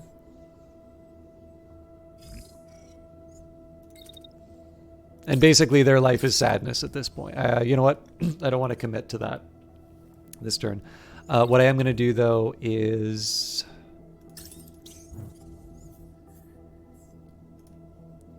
I'm going to make an assertion that I'm going to be effective enough in neutralizing it that I can afford to move in closer to engage on this end. So, last but not least, the Sleipnir. Now, I likely do not need to worry about this shotgun, because they could trip over their guy, but I would rather not find out. So, the reason why I'm so cautious about this stuff, this shotgun can do 1488. My torso will take 998. So it's not exactly half, but it doesn't need to have a lot of the pellets land to ruin my day. So in this case, we'll be prudent. We'll set up for the next turn. All right, this is one for slow-mo.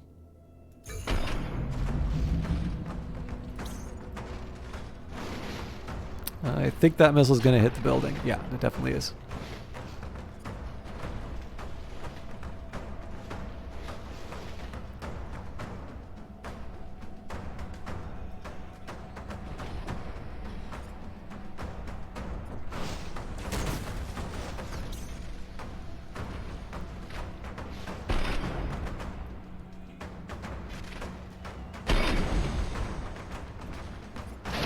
There we go. That's a piece off the board. So unfortunately, we're not doing anything on this unit, and I really want to get them out of here. But that's what moving this unit was for.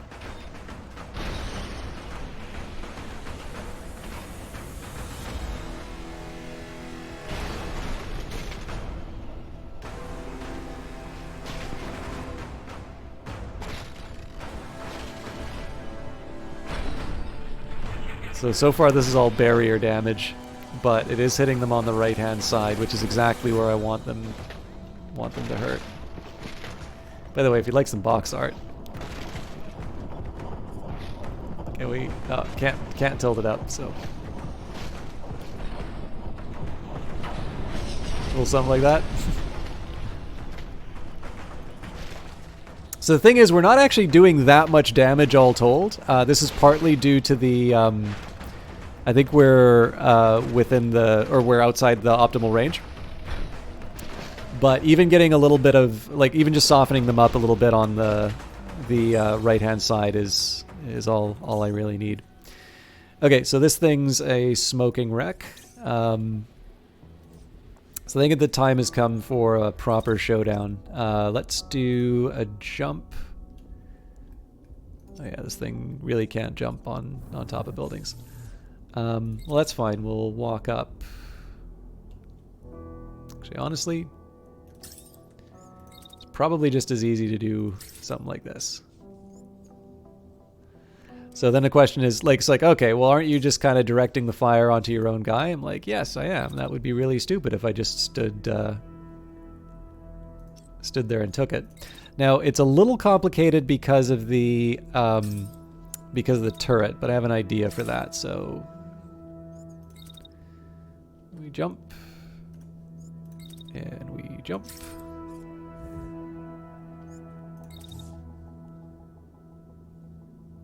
Ooh, a little overzealous on the movement, I think. This will probably work, though.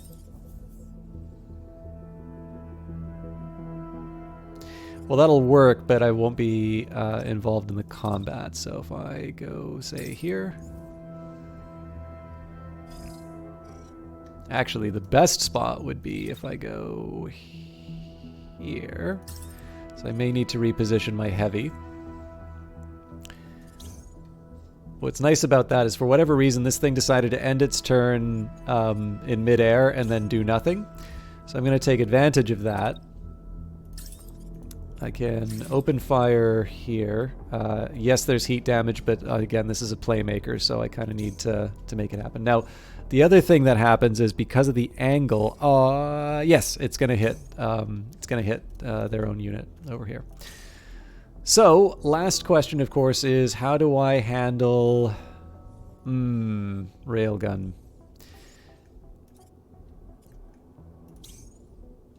Okay, how much damage does that railgun do?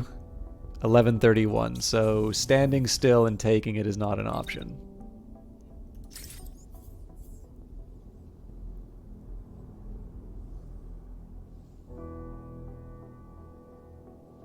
I mean, I may just get wiped out because they are definitely going to get one shot off, which should be exciting. But I think that's the best I can do. So this is obviously the one I want to see first.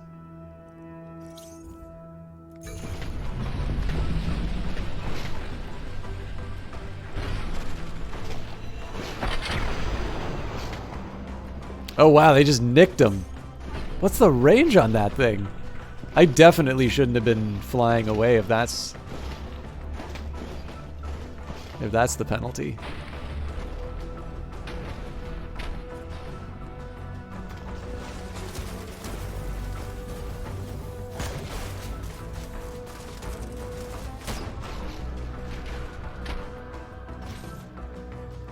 It's kind of cool. I've never really done it from a side-to-side perspective, but this game looks really good this way. Okay, so it actually looks like the second railgun shot was the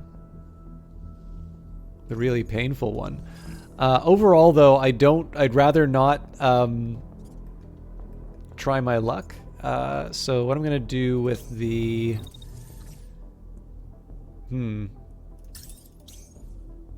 and it is a heavy launcher, so I actually need to respect it.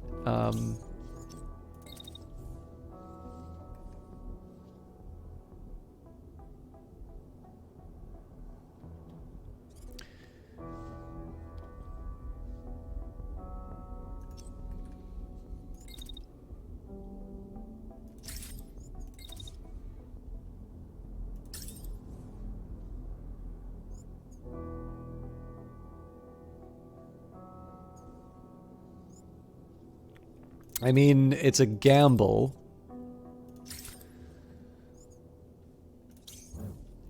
I have a couple of ideas about how I'll try and angle it for my benefit. So first thing I got to do is get the Sleipnir out of danger. So then we open fire on the bad guys. Ah, now I don't have the heat for it. So what I'll do instead...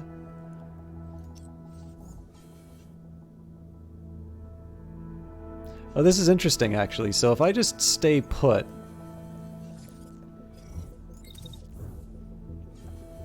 So stay put for the duration of the SMG fire.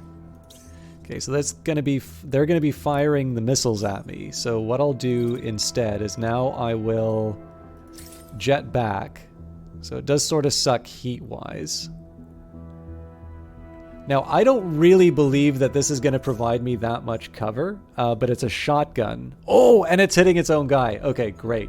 So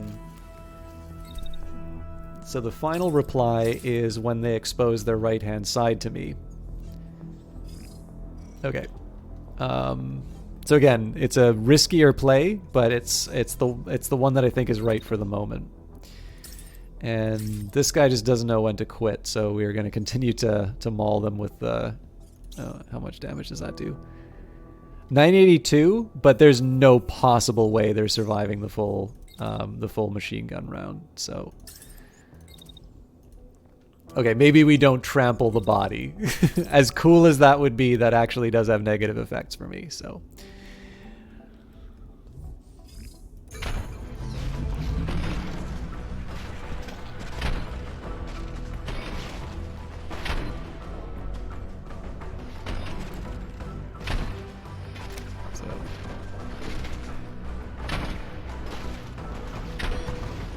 Courage under fire.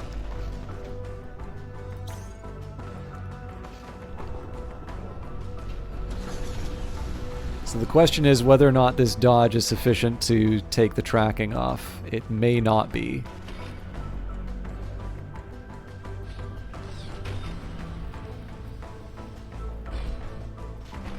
Let's see if we can get the angle a little bit to see the two. No, the smoke's obscuring the other mech.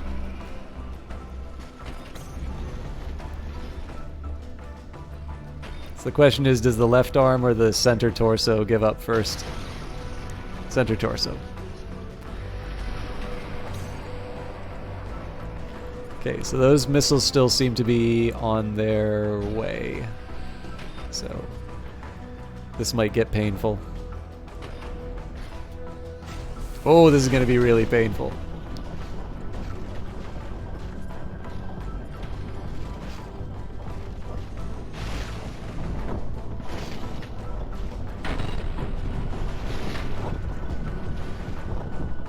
It could have been worse, but I don't have a lot of armor on this thing, so...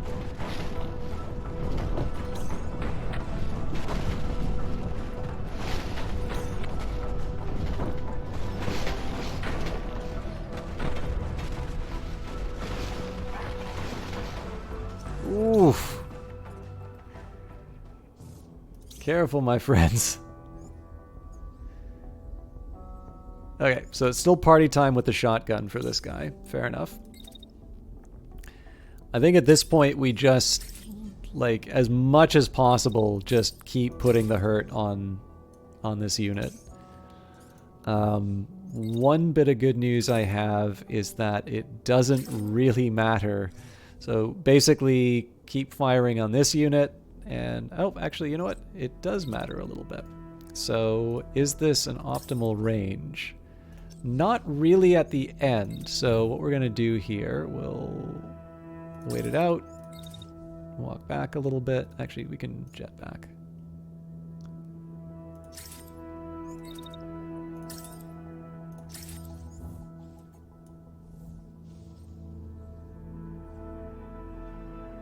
It's not perfect, but I think it's the best I've got, to be honest.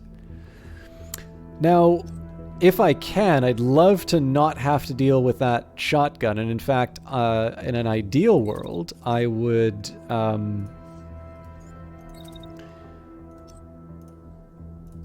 I'd be damaging this unit. So let's see if we can make that happen.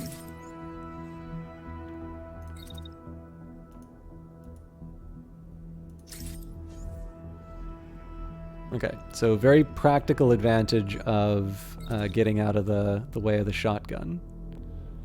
Now I do not want to be staring down the barrel of the either the heavy or the railgun. Railgun's going the other way, so I don't need to worry about that. The only thing that I don't like about this is it's showing up quite late to the fight and at less than an optimal range. But there's just nothing else for me to do at this point. So we may lose this unit, which will make me very sad. But we've gotten kind of lucky so far. You know what?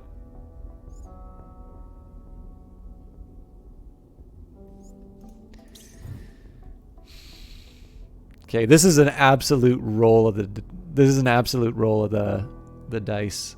But I'm gonna look so courageous if I pull it off that I kind of feel like I have to now. Oh, this is not my... Oh, sorry, you're talking about this one. That's a really good point. Doesn't say that I'm gonna run over it, but the UI has lied to me in the past, so...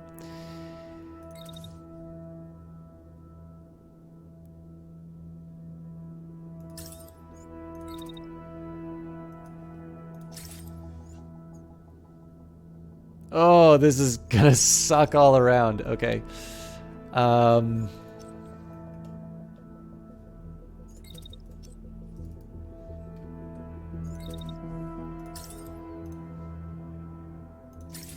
But then the turret.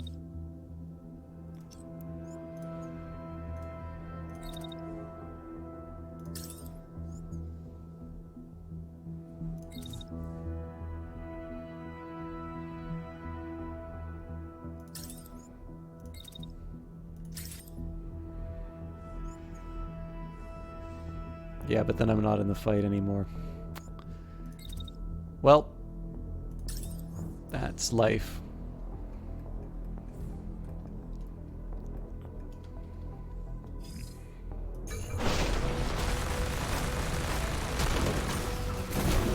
We got the right arm.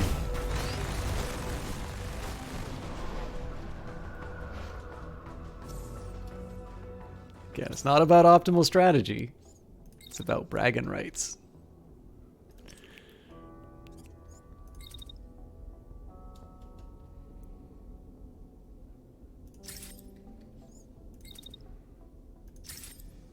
Okay, too hot.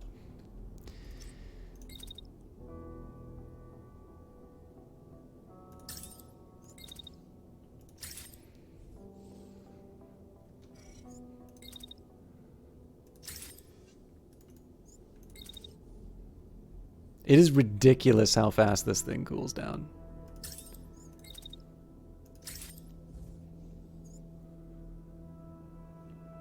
So we're prepared for next turn. I think what I'm going to do here is just bundle up close to the... you know what? This is more of a because I can sort of thing. Like, obviously, this is not the way you'd normally use a machine gun running around like that, but... Okay, so this guy's going to run into my Sleipnir to eject, which I think is rather disrespectful. But I'm going to go for the rear shot on the shotgunner.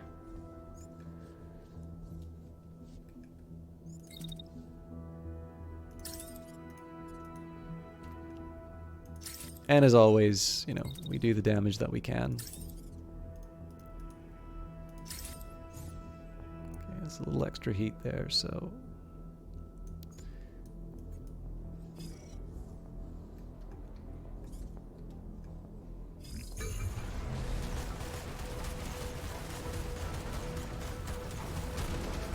That's kind of fun to watch.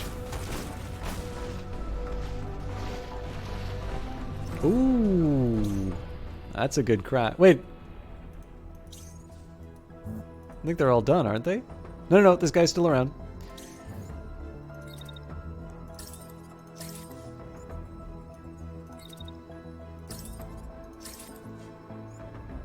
Okay.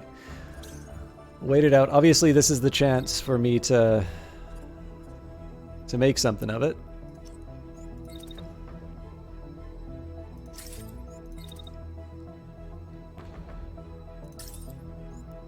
I think in this case we're just we'll get into position, but I'm not gonna do the coup de grace yet.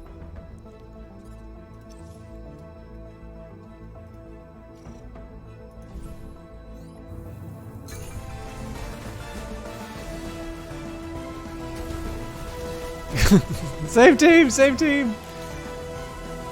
Okay, so if they open fire, we wipe them out. You're kidding me. Well, I tried to be nice.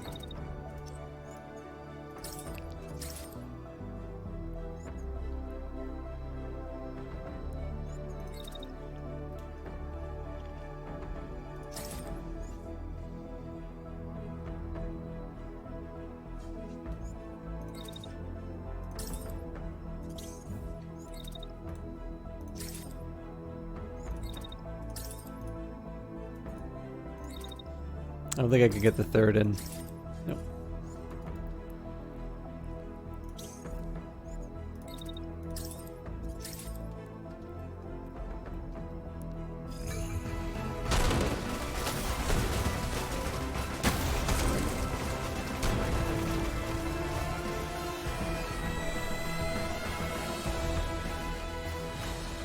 All right, that was fun. Obviously, I would have preferred to just let the last guy eject, but they made their choice. Who can blame them? So other than the fact that we lost the melee pretty much right at the start. Oh, that's great. Everybody's busy shooting at each other through this building. Yeah, I mean, obviously other than... so... I'm not 100% sure what happened in terms of the falling down, but obviously the heavy... I just need to remember that the heavy drills through buildings really quickly. I'm actually surprised we didn't lose any parts, but obviously the...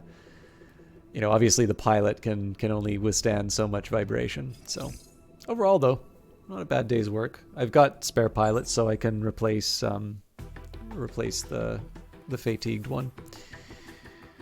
Not that much in terms of rare parts, though, so I think we'll just grab all the greens. We should have some left over. So I guess we scrap the rest. Well, you know what? I'm going to grab this Vulcan, just on the odd chance that it's an improvement.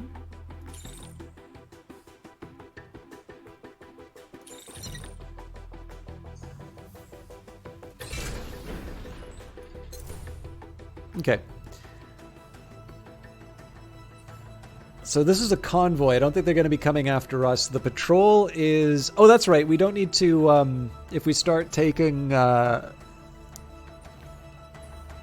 don't believe we need to wait to collect scrap anymore. I think we can actually move right away. So we should be able to evade their detection entirely, unless it's shared with the convoy. If it is shared with the convoy, stealth's not going to help us, but we can probably outrun them.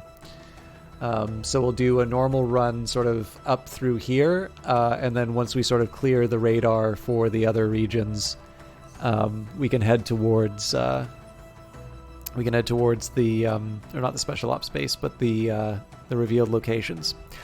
But I am about an hour over the limit, and that's because I didn't want it to be a whole bunch of setup just for stay tuned for the next battle.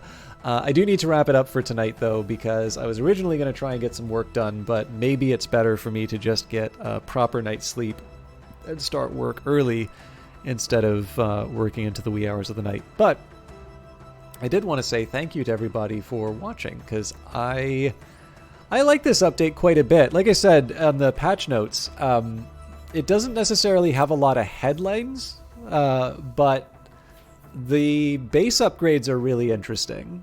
And I don't know, there's just a lot of under the hood stuff that I thought was really neat. So I'm actually quite happy. Oh, that's nuts. So I think April 5th was like the first time I played. No, that can't be right because April 5th. I guess November would have been when they did it. So why did April 5th get saved? But anyways, we're coming on to a year from whenever this default save name got locked in. But yeah, anyways, this game's a ton of fun. So I hope, for those of you who are waiting for it to come on Steam, I hope you enjoy it as much as I do. For those of you on the fence about getting it, I certainly give it a big recommendation. Currently available on Epic. So if you feel strongly about the Epic Store, or if you just want to wait for it to finish early access, you will need to wait a bit longer. But I think it's worth it. Like, I'm perfectly happy with the launcher, and I get to play the game early, so it's a win-win for me. But I do need to wrap it up for tonight. But I am going to try and find someone to host, so I'd appreciate it if you'd stick around. I forgot to mention on Monday that I'm going to go to the main menu just so you can see some fancy mechs. I forgot to mention that yesterday I completed the Elder Scrolls Oblivion playthrough that I was doing. So some of you will remember that a couple years back I started it was basically a I bounced off of Skyrim when I first played it, and what I decided to do for myself was I actually played the Elder Scrolls Arena, the very first one, and I played it as a Dark Elf, complete with a Dark Elf voice. And it's since transformed into like Daggerfall, Morrowind, and I've now completed Oblivion. So if you want to see that, the VODs are the best place to see the VODs actually is on YouTube, because they're at 1440 resolution, and I can have a much higher bit rate than at on Twitch. But I figured I'd mention the milestone just because I actually counted how much time. I'm getting close to a month of playing Elder Scrolls games as the same character. So I think it's like 21 days or so. But that finished yesterday. I forgot to mention that earlier. For those of you who prefer the Brace Yourself stuff, that's every Wednesday.